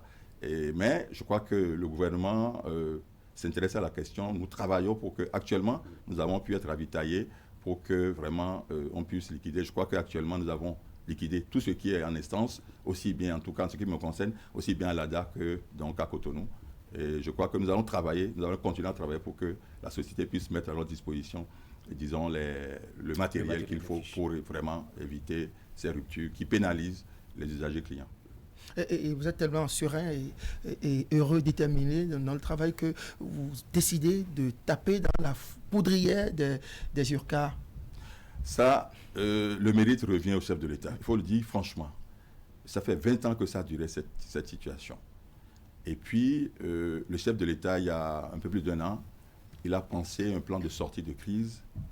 Et lorsque nous avons démarré, les gens n'y croyaient pas. Mais aujourd'hui, je vous assure que sur les 36 cas, 20 conseils d'administration sont déjà installés avec leur conseil. Avant Patrice Talon, beaucoup de présidents se sont penchés sur la question. Les gens, ils se sont... Qu'est-ce qui nous garantit la pérennité, l'efficacité de ce plan que vous êtes en train de mettre en œuvre? Parce que déjà, dans les statuts et les règlements intérieurs, on a prévu des dispositions qui anticipent, n'est-ce pas, les crises. Et ensuite, l'État, désormais, aura son regard. Parce que pendant longtemps, l'État, depuis 1997, s'est désengagé. Ce qui a créé des problèmes, ce qui a créé un laisser-aller et qui a dévié de leur trajectoire, donc les objectifs donc, assignés au cas. Aujourd'hui, je crois qu'on a tout prévu pour que, justement, tout se passe bien. Et je vous avoue que c'est un grand pas que nous voulons de marquer avec le chef de l'État sur le boulevard donc, de la renaissance du palmier à huile des cars. Au-delà des discours, est-ce qu'il y a déjà des actes qui sont posés au niveau de ces cars et UCA-là qui aujourd'hui font voir l'avenir avec beaucoup de sérénité? De toute façon, en ce qui me concerne, nous sommes partis avec 0 francs. Je vous assure, avec 0 francs. Nous avons pu faire une recette de 300 millions. Nous avons laissé dans les caisses au moins 100 millions. Donc c'est un bon départ. Ensuite, nous avons passé la main. Parce que notre problème, ce n'était pas vraiment de garder. C'est de passer la main. Nous avons passé donc la main sur les 11 cas, n'est-ce pas, où les assemblées ont eu lieu. Aujourd'hui même, après ici, je vais sur le terrain pour, disons, les assemblées générales, pour aller superviser les assemblées générales sur les 3 cas. Les cas de Panrou, les cas de Sekhé, à Lada, et la Caron, que vous connaissez à Ouida. Et donc, voilà. Êtes-vous un préfet heureux? Je suis très heureux. Pourquoi? Comment? Comblé. Qu'est-ce qui explique ça? Parce que ce qui se passe dans ce pays, aujourd'hui, à l'œil nu, ça se voit aujourd'hui. C'est inédit ce qui se passe. Et je suis fier d'être donc le représentant de ce régime, de ce chef d'État. Dans 2 départements? 2 départements. Ça fait 2 salaires? Monsieur le préfet, avec le déguerpissement de la Blaise Lagunette, pardon, il y a ce problème lié au déplacement de ce fétiche. Qu'est-ce qui est fait dans ce sens? Nous avons dit qu'on ne parlera pas de déguerpissement, qu'on parlera de libération. Avec la libération de la Blaise Lagunette, alors le fétiche sera-t-il libéré ou va-t-il rester en place? Vous comprenez qu'il fallait avoir le courage d'aller également. Le président Talon le dit. Je suis prêt à sacrifier ma popularité pour la qualité de vie au Bénin, pour la qualité de l'enseignement, la qualité de l'éducation, la qualité de la santé, etc. Bon, le DAN, nous sommes en train de négocier. C'est l'un des problèmes que nous avons. Nous sommes en train de négocier. Il semble qu'il y a une flexibilité au niveau donc, des adeptes DAN. Avec qui? Avec les adeptes DAN. Et le dignitaire pour que nous déplacions ce fétiche-là, pour que nous puissions vraiment continuer à aménager, parce qu'à terme, il faut aménager cet espace-là que nous sommes en train de de libérer. Voilà. Monsieur le préfet, vous avez 2 bureaux. Un bureau à Alada, la préfecture d'Alada, un bureau à Cotonou. Comment vous gérez vos rendez-vous? Ben, ça se passe normalement, ça se passe sans problème. Hein. Vous êtes certain? À moins que vous me dites, à moins que vous ayez des preuves que je ne sais pas bien. Vous présidez les conférences départementales? Les deux, je préside les 2 conférences, je préside toutes les cadres. Mais comme je vous le dis une fois encore, j'ai la chance d'avoir une équipe, des cadres vraiment... Est-ce que le cumul vous pèse? Est-ce que vous aurez souhaité, par exemple, que Patrice Talon nomme rapidement un préfet pour Cotonou? Ben, ça, c'est lui. Il est le seul à savoir pourquoi il n'a pas nommé encore. Qu'est-ce que vous en pensez, vous? Non, mais je ne pense rien. Je suis à sa disposition. Je suis un instrument de ses mains et tout ce qu'il me demande, je le fais. Les populations de l'Atlantique ne souffrent-elles pas de ce cumul que vous assumez aujourd'hui? Je crois que je ne peux pas être à la fenêtre et me voir passer dans la rue. Vous êtes mieux placé que moi pour dire si les gens souffrent. On vous sent beaucoup plus présent à Cotonou qu'à Alada. Ça dit qu'il y a beaucoup d'affaires à gérer ici que là-bas. Je crois que Cotonou, d'abord, il y a beaucoup d'affaires à gérer et puis c'est le condensé du Bénin. Même si l'Atlantique aussi reste un grand département, le département le plus... Mais je crois que j'avais commencé quelque chose là-bas. Il y avait un pli qui était donné. Ici, il faut également que j'imprime mon style de direction. Monsieur le préfet, rapidement une question. Oui. Que faire aujourd'hui pour que le lac Noko ne disparaisse pas un jour? Parce qu'on voit chaque fois des habitations qui s'y sont érigées. Comment ça se passe? D'abord, vous avez vu la lutte contre les engins prohibés. Ça n'a pas été facile, mais il fallait prendre son courage à deux mains pour commencer. Mais également, ce que nous faisons aujourd'hui, l'aménagement des berges, la libération des berges pour préserver la ressource eau, pour éviter ce qui s'est passé au Tchad et puis ailleurs. Et donc, je crois qu'il faut vraiment vous nous accompagner. Et je crois que je vous encourage, je vous félicite et merci pour vraiment l'information, la bonne information. Dernière, André, votre petite dernière.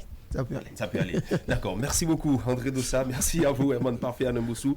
Monsieur le préfet, merci beaucoup. C'est moi qui vous remercie. Excellente journée du lundi à vous. Merci beaucoup. Mesdames et messieurs, vous restez en place. N'oubliez pas le rendez-vous de l'invité au téléphone, le maire de la commune de Savès, que je vais recevoir dans pratiquement 5 minutes après le point de l'actualité fait par Idrissou Boukari.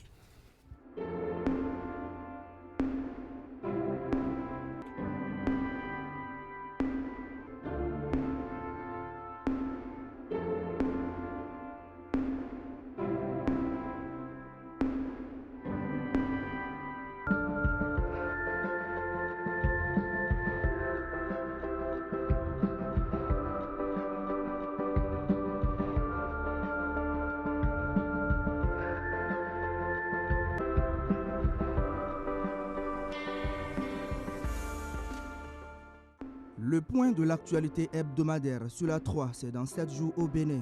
Mesdames et messieurs, bonjour. Voici l'essentiel à retenir pour le compte de la semaine écoulée.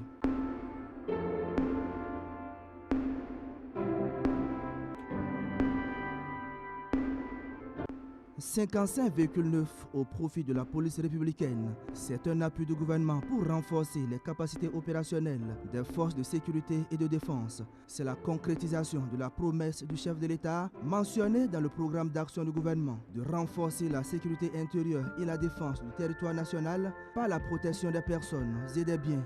Le ministre de l'Intérieur et de la Sécurité publique a procédé mercredi à la remise des clés de ces véhicules au directeur général de la police républicaine. La cérémonie s'est déroulée à la base de la police fluviale à Cotonou. Pour le ministre de l'Intérieur et de la Sécurité publique, la remise de ce lot de matériel roulant vise à permettre à la police républicaine de répondre efficacement aux menaces liées à l'environnement géopolitique international et sous-régional et renforcer la sécurité intérieure. Le ministre de l'Intérieur et de la Sécurité publique a profité de cette occasion pour informer le directeur général de la police républicaine que le projet de construction du quartier général de la police républicaine de 155 commissariats et 12 directions départementales a été pris en compte dans la loi de finances gestion 2020.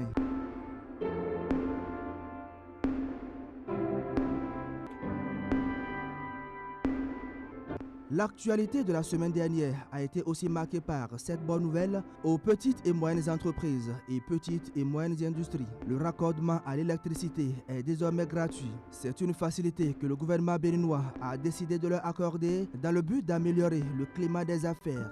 Les bénéficiaires, ce sont des entreprises ayant des besoins de consommation dont la capacité est comprise entre 140 et 160 kVA. Les autorités en charge de l'énergie électrique et le ministère de l'économie et des finances ont procédé au lancement officiel de cette opération. C'était jeudi à Cotonou à l'occasion d'une conférence de presse. Comme nous le savons tous, son Excellence Monsieur le Président de la République, Patrice Talon, a promis que l'électricité doit être comme le sang qui coule dans les veines de chaque Béninoise et de chaque Béninois.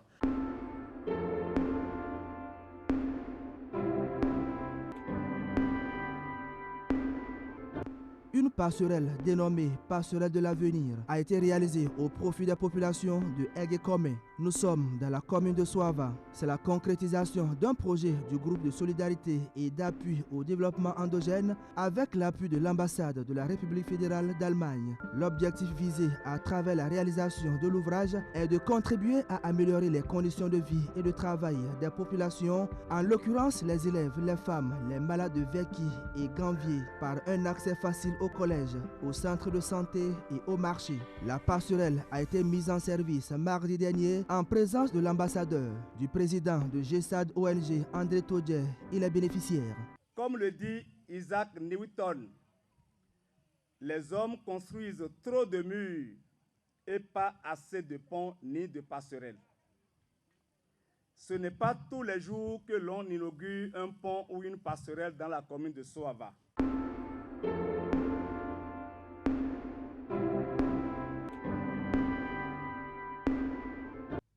Avec honneur, mérite et fierté, il a posé ses pas dans le cercle des docteurs de l'université d'Abomey-Calavi en sciences de gestion. Charles Inoussa Sakaboko a soutenu sa thèse de doctorat jeudi dernier devant un jury international composé d'éminents professeurs du Bénin, de la Côte d'Ivoire, du Niger, du Cameroun et du Sénégal. Thème de ses recherches, financement innovant, partenariat public-privé et gouvernance des régies financières dans les pays en voie de développement, cas du Bénin. En 30 minutes, l'impétrant a démontré à travers sa thèse qu'aucun pays africain ne peut se développer en se basant uniquement sur la trésorerie de l'État. Après avoir brillamment présenté et défendu ses réflexions, il décroche le grade de docteur en sciences de gestion avec une mention très honorable. C'était à l'école doctorale de la faculté des sciences économiques et de gestion à Cotonou. Charles Inoussa Sakaboko est colonel des douanes, actuellement directeur général des douanes et droits indirects. À l'unanimité, nous avons aimé votre thèse. Nous pensons que vous avez des aptitudes, vous avez de la recherche dans notre domaine. Votre thèse a une vraie problématique, de vrais objectifs, une bonne méthodologie, des résultats pertinents, vos recommandations le sont également. Et donc, globalement, au total, vous avez une très bonne thèse que nous avons acceptée. Et nous pensons, à l'unanimité, que vous êtes digne de porter le grade de docteur en sciences de gestion avec la mention très honorable.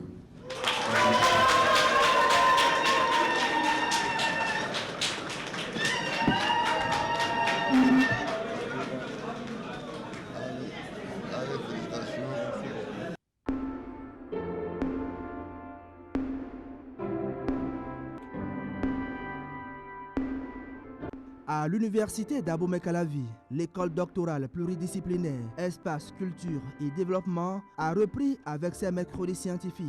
Le premier de la nouvelle saison a eu lieu le 29 janvier dernier avec une communication pleine d'engagement pour les jeunes chercheurs. Thème de ce rendez-vous scientifique, formulation et test d'hypothèses de recherche scientifique en biologie, écologie et environnement. Il a été présenté par le professeur Brice Saint-Saint, ancien recteur de l'université d'Abomey-Calavi.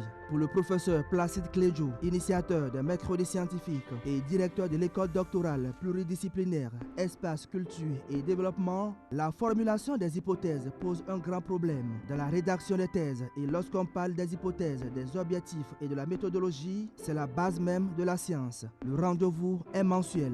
Il y avait un thème qu'on a développé sur les énergies renouvelables et la mairie de Cotonou était invitée. Et la préoccupation de la mairie, c'était de l'aider à appliquer ces résultats-là au niveau des fruits tricolores. Et actuellement, d'autres personnes l'ont fait déjà.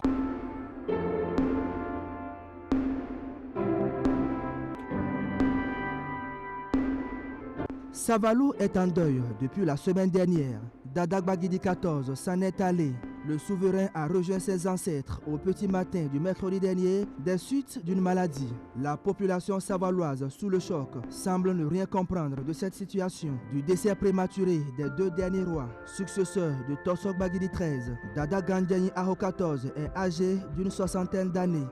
Tout le monde en souffre. L'autre, au moins, il a pu faire au moins 8 ans. Et de son côté, lui, il a fait 4 ans. C'est pour cela que j'ai dit qu'il n'a pas trop duré.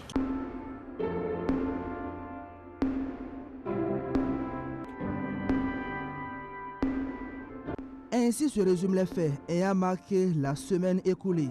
Merci de votre aimable attention. À lundi prochain pour un autre point de l'actualité hebdomadaire.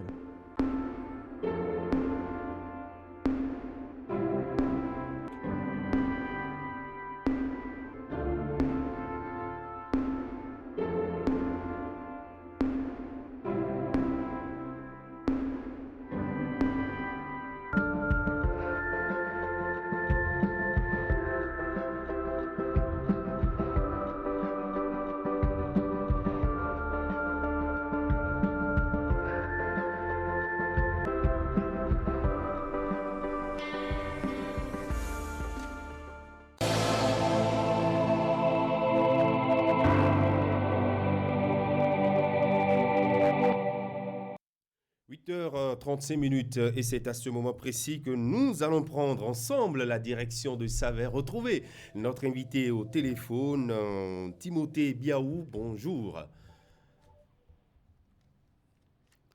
Timothée Biaou, bonjour. Bonjour, monsieur le journaliste. Vous êtes le maire de la commune de Saverne. Merci de répondre présent à notre appel. En juin 2019 et récemment, dans les premières semaines de 2020, la commune de Saverne a été fortement éprouvée, secouée par une série d'événements ayant perturbé le quotidien de vos concitoyens. Dernier événement en date, celui du 9 janvier, perpétré par Faletti Biaou Prudence, autoproclamé général, et une bande de jeunes. De cette arrestation, quelle fut la réaction de vos administrés, monsieur le maire?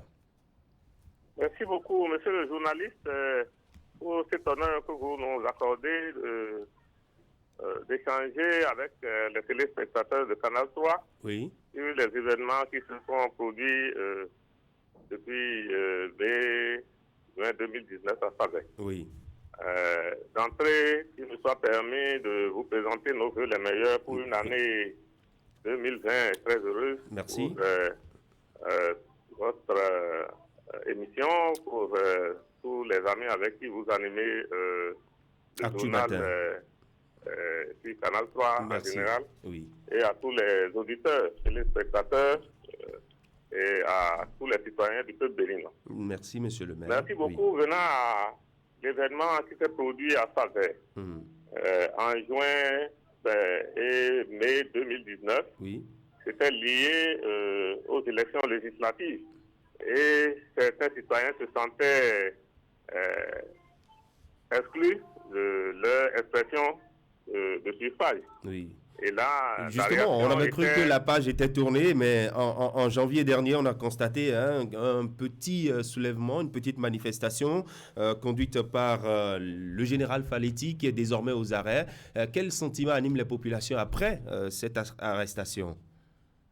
C'est là que j'en venais. Oui. Parce que, en réalité, les deux événements ne sont pas liés. D'accord. Donc, ce n'est pas le relan des événements de mai-juin 2019 qui ont conduit à l'événement que nous avons constaté en janvier, en début d'année de 2020.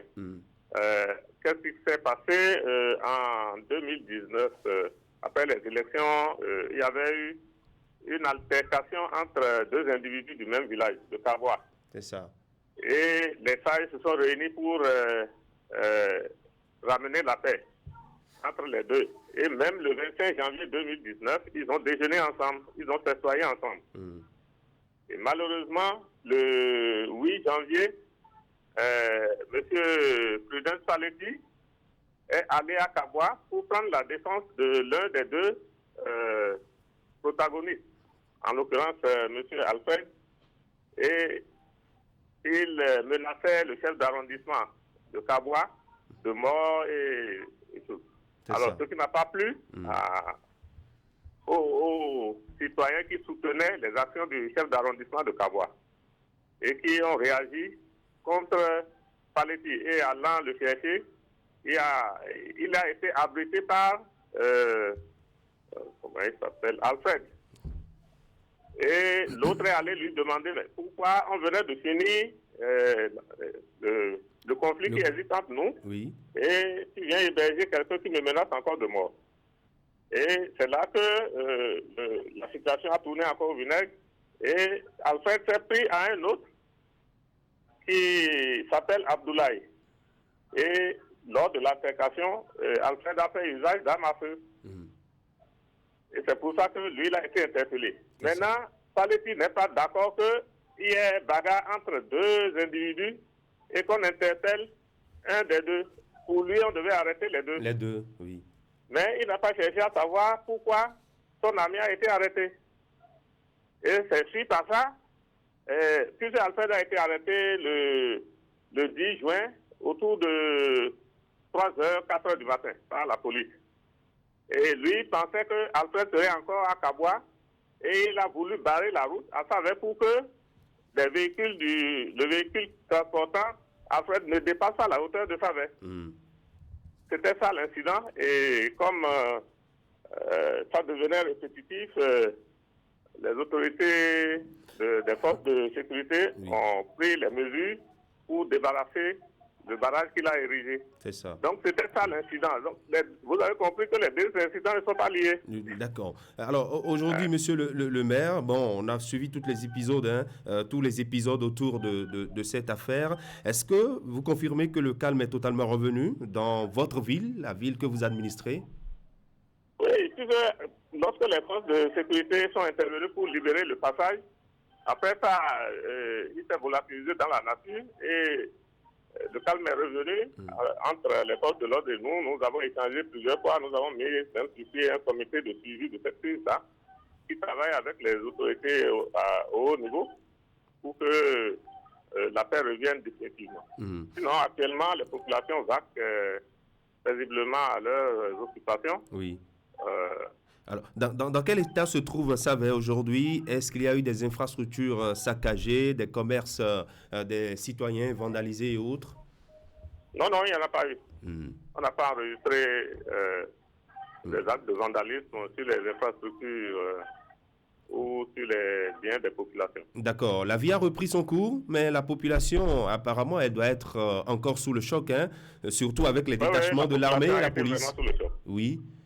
La population a été sous le choc parce que les instruments, les équipements utilisés étaient quand même de haute portée pour dissuader les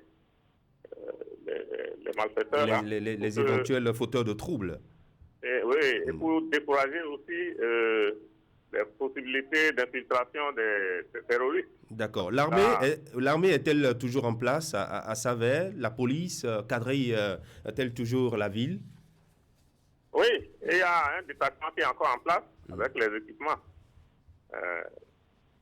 De toute façon, c'est les hautes autorités des forces de défense qui gèrent cette question-là. C'est eux qui savent pourquoi et pendant combien de temps ça va durer. Le détachement va rester en place. Alors, mais vous, on vous a entendu il y a quelques jours sur une radio locale, je crois c'est Idadou, où vous avez demandé que vous ferez tout ce qui est en votre pouvoir pour que l'armée puisse permettre aux populations de souffler un peu et de reprendre de l'énergie, vu que le calme est revenu. Est-ce que vous avez réussi à le faire?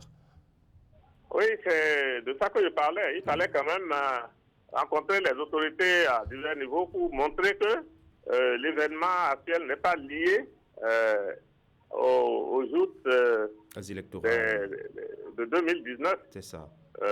Des législatives de 2019. Et que c'est un incident bizarre qui est venu assombrir l'image de marque de notre commune. De votre commune. Alors, à travers les dialogues, les pourparlers, en fait, les populations, le 10 janvier, 11 et 12, ne pouvaient pas sortir pour vaquer à leurs occupations, la route étant déjà libérée depuis le 10.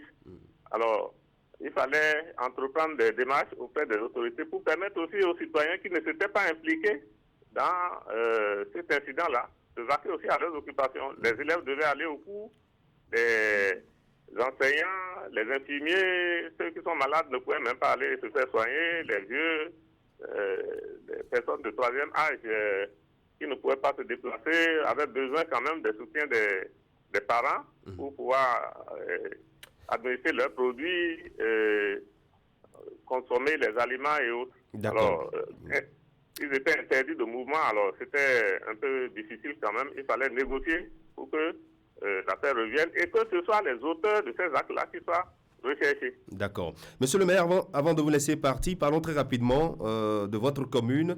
Vous êtes en poste depuis quelques années à la tête d'une équipe de 17 conseillers. Pensez-vous, à 4 mois de la fin du mandat des élus communaux, que vous avez apporté quelque chose, un plus, à la commune de Savin? Bon, après 4 ans, nous ne pouvons pas ne pas faire une évaluation. Nous pensons quand même que nous avons fait ce que nous avons pu. Et nous avons pris des engagements au début de la mandature et nous avons quand même un bilan qui nous permet aujourd'hui de nous réjouir des 4 années de gestion à la tête de cette commune-là. Timothée Biaou, dans la course pour les prochaines élections? Bien sûr, bien sûr. Vous irez sur quelle liste? Je suis du bloc républicain. D'accord. Je milite dans le bloc républicain. Ouais. D'accord. Merci beaucoup, Timothée Biaou. Merci pour l'attention et pour l'honneur que vous me faites d'échanger sur l'image de notre commune, la commune de Savin. Merci beaucoup. Très bonne journée du lundi à vous. Mesdames et messieurs, vous restez en place. Actu Matin se poursuit. Nous avons encore 15 bonnes minutes à passer ensemble. Le moment maintenant de vivre l'actualité sportive avec Hakimi Seydou Ousseini.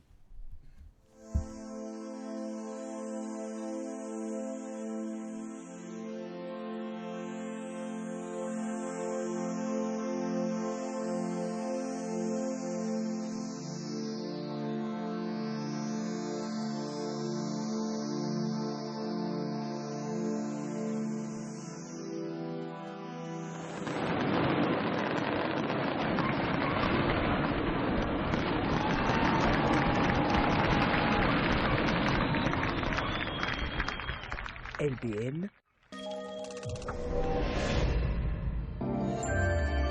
le carrefour des grandes marques.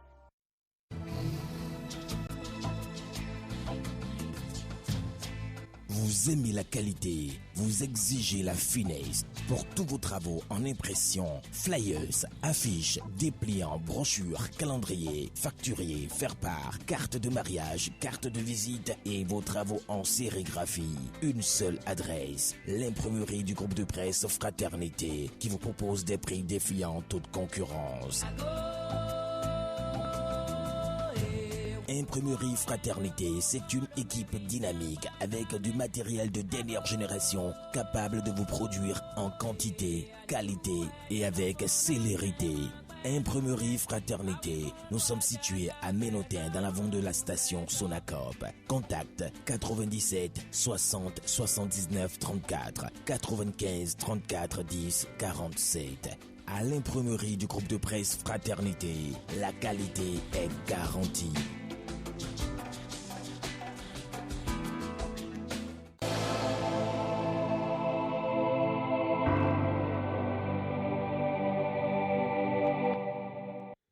Dans les sports, nous allons parler de la 17e journée de la phase retour, hein, c'est ça? La phase aller. La phase aller, voilà, de la Ligue 2. Exactement, Christian. C'est bien la 17e journée et la dernière de la phase aller de la Vitalor Ligue 2 qui s'est déroulée ce week-end sur les différents stades du Bénin. Mais ce matin, Christian va proposer aux amis téléspectateurs des images du match qui s'est disputé, c'était bien sûr dimanche du côté du stade René Pleven d'Akpakpa de Cotonou entre les requins de l'Atlantique et puis Dynamique de Djougou. Les deux formations se sont séparées sur le score de 2-1 en faveur des hommes d'Amadou Moudachiro. Voici le résumé du match sur les commentaires d'Ali Moumouni. 17e journée de la Vitalor Ligue 1. Requin 8e, accueil Dynamique de Djougou, 16e au classement. Si les locaux cherchent à améliorer leur rang, avec leur nouvel entraîneur, pour Dynamique FC, il est question de s'éloigner davantage de la zone de relégation. Les objectifs étant bien connus, ce sont les requins qui terminent la première phase sur une bonne note. Après une première période non fructueuse, les hommes de Moudachiro Amadou donnent l'alerte du retour des vestiaires. Requins multiplient les tentatives. Une première qui n'aboutit pas. Puis une deuxième sur un effort individuel qui fait but.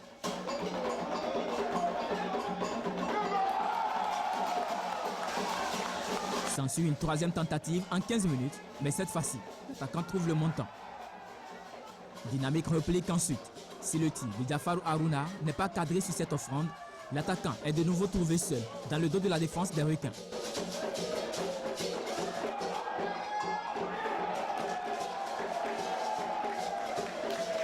Dynamique revient certes au score, mais cela n'aura pas suffi puisque Requin obtient un pénalty à un quart d'heure de la fin du match.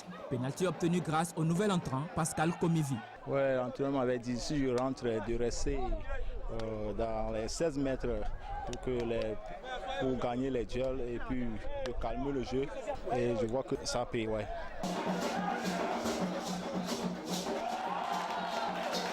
Deux buts à 1 et le score ne change pas jusqu'à la fin de la rencontre. Requin s'impose et finit 7e à l'issue de la première phase. Et dans un instant, on parlera donc, je dirais, du classement tout en complet au thème des rencontres disputées ce week-end. Mais d'abord, on va proposer aux amis téléspectateurs les impressions après match. Le premier sur la liste, c'est bien l'entraîneur des Requins de l'Atlantique, l'international ex. Je veux parler bien entendu d'Amadou Moudachiro. Bon, je suis content. On a déjà récupéré les 3 points avant le mercato. Et c'est très important pour l'équipe parce qu'au début du championnat, l'équipe était tout à fait en bas. Donc on a pu obtenir les 3 points, ce qui est déjà important. Nous aurons si tout va dans le grand format de 21h. On fera le bilan de la phase aller de la Vitalor Ligue de second entente. C'est bien l'entraîneur de Dynamique de Djougou, Adamou Marouane. C'est que c'est un ancien joueur qui est descendu en deuxième division. Donc nous sommes joués avec notre dernier match sur le propre terrain. Donc on va essayer de voir si ce qui ne marche pas, on va essayer de corriger. Il faut véritablement corriger ce qui ne va pas puisque bien, au terme des rencontres disputées ce week-end, bien, quand on fera le plein, vous constaterez que Dynamique de Djougou est logé dans les profondeurs du classement. Outre le match entre les Requins de l'Atlantique et puis Dynamique de Djougou soldé par le score de 2 buts. Il y a eu bien de matchs qui ont été disputés ce week-end. D'abord, les rencontres du samedi, AS Police qui s'est bien réveillé désormais, qui aligne victoire sur victoire. L'AS Police a battu Avranches Omnisport. C'était au stade René Plevendac par le score de 2 buts à 0. Éternel a été battu à domicile par Dynamo Dabo, venu tout droit donc de la cité historique. Le match s'est soldé par le score de 2 buts à 1. À noter le nul entre Adjidja et puis Espoir de Savalo. C'était ce dimanche dans l'enceinte de l'université d'Abomey-Calavi. La Viantante FC de Kandi poursuit également sur sa belle série en battant à domicile au stade Sakakina Gezere de Kandi. Tanika et de Djougou. La rencontre s'est soldée par le score d'un but à 0. But marqué par Lilouane. Désormais, je dirais, le Asgamé buteur au niveau donc de l'Entente FC de Kandi. Estado et puis Soleil se sont séparés 2-2 sur le score nul d'un but partout. Score identique entre Cavalier de Niki et puis Rodio Football Club. Le match est disputé du côté de la commune de Tchaouro. Zazira a battu, a mis donc un terme, je dirais, à la série d'invincibilité de Dadje Football Club. Le match s'est disputé au stade municipal de Parakou. Eh bien,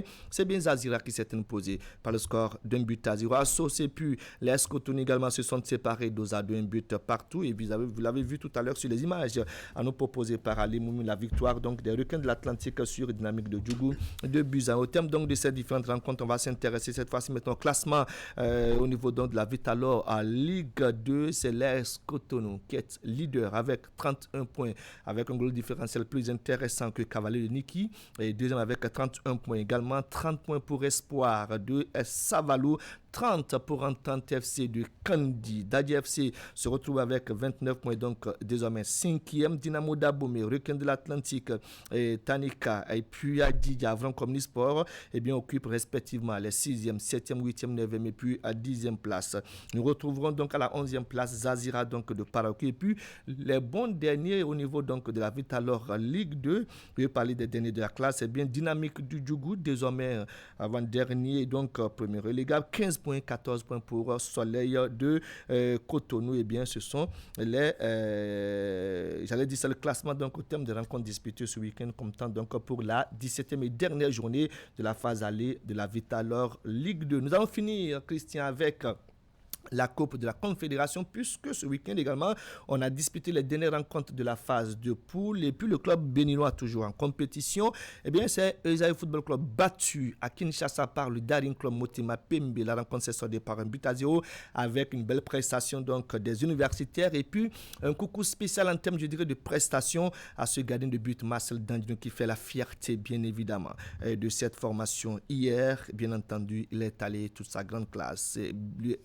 La Renaissance Sportive Berkane et puis Zanaco se sont séparés dos à dos, un but partout dans cette poule. Et bien, c'est la RS Berkane qui est qualifiée pour le second tour, autant que à Zanaco, le Daring Club Motema Pembe et puis Esaü sort de la compétition. Esaü avec un seul point, mais avec beaucoup d'expérience acquise à l'occasion donc, de cette campagne africaine. On fera le point tout au complet dans le grand format 2 à 21h, mais on retiendra que le tirage au sort pour le second tour de la Coupe de la Confédération est prévu pour ce mercredi. Christian, c'était les sports. C'était les sports et les sports à retrouver ce soir à partir de 21h sur Canal 3 Bénin avec vous aux commandes et toute l'équipe de la rédaction sportive. Merci beaucoup. Avec Assio Kanye, Assio Monde, nous allons revivre l'actualité telle que traitée par les journaux. Chez vous, c'est la revue de presse.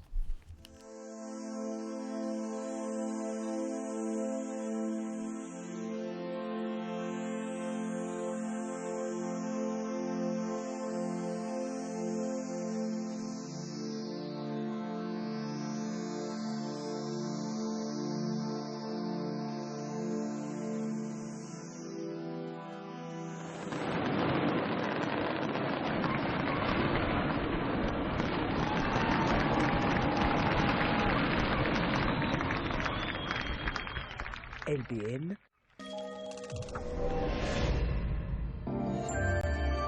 le carrefour des grandes marques.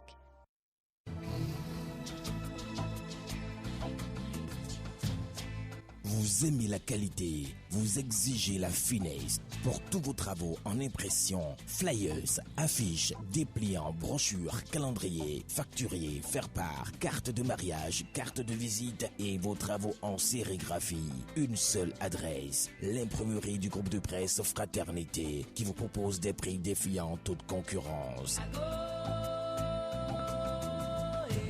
Imprimerie Fraternité, c'est une équipe dynamique avec du matériel de dernière génération capable de vous produire en quantité, qualité et avec célérité. Imprimerie Fraternité, nous sommes situés à Ménotin dans l'avant de la station Sonacop. Contact 97 60 79 34 95 34 10 47. À l'imprimerie du groupe de presse Fraternité, la qualité est garantie. Cœur de la ville de Baragou, Loft Ressort Hôtel. Un bel espace très relaxant. Découvrez nos chambres aux standines, espacées avec confort et luxe. Notre salle de conférence avec secrétariat et hall d'atelier. Notre restaurant et nos lieux de détente d'exception pour un séjour en grand. À Loft Ressort Hôtel, profitez de notre service traiteur et de notre parking grande capacité. Loft Ressort Hôtel, Baragou, quartier Arafat, 150 mètres de l'université. Réservation au 23 61 36 20 67 39 51 51. Loft Ressort Hôtel, votre satisfaction, notre plus belle récompense.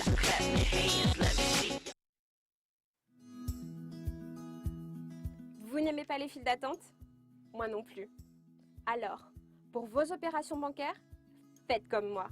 Utilisez la formule magique étoile 919 dièse.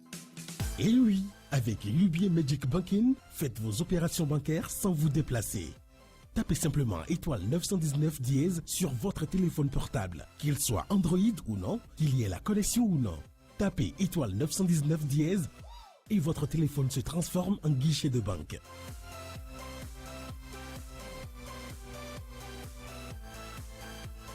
C'est magique. C'est UBA. Pour plus d'informations sur UBA Magic Banking, contactez-nous. UBA, Africa's Global Bank. Voilà, mesdames et messieurs, un petit souci avec la revue de presse. Vous allez la retrouver tout à l'heure quand il sonnera midi sur Canal 3 Bénin. Merci à chacun et à tous de votre attention chez vous. C'était Actu Matin. Merci de votre attention. Rendez-vous demain à partir de 7h. D'ici là, portez-vous bien.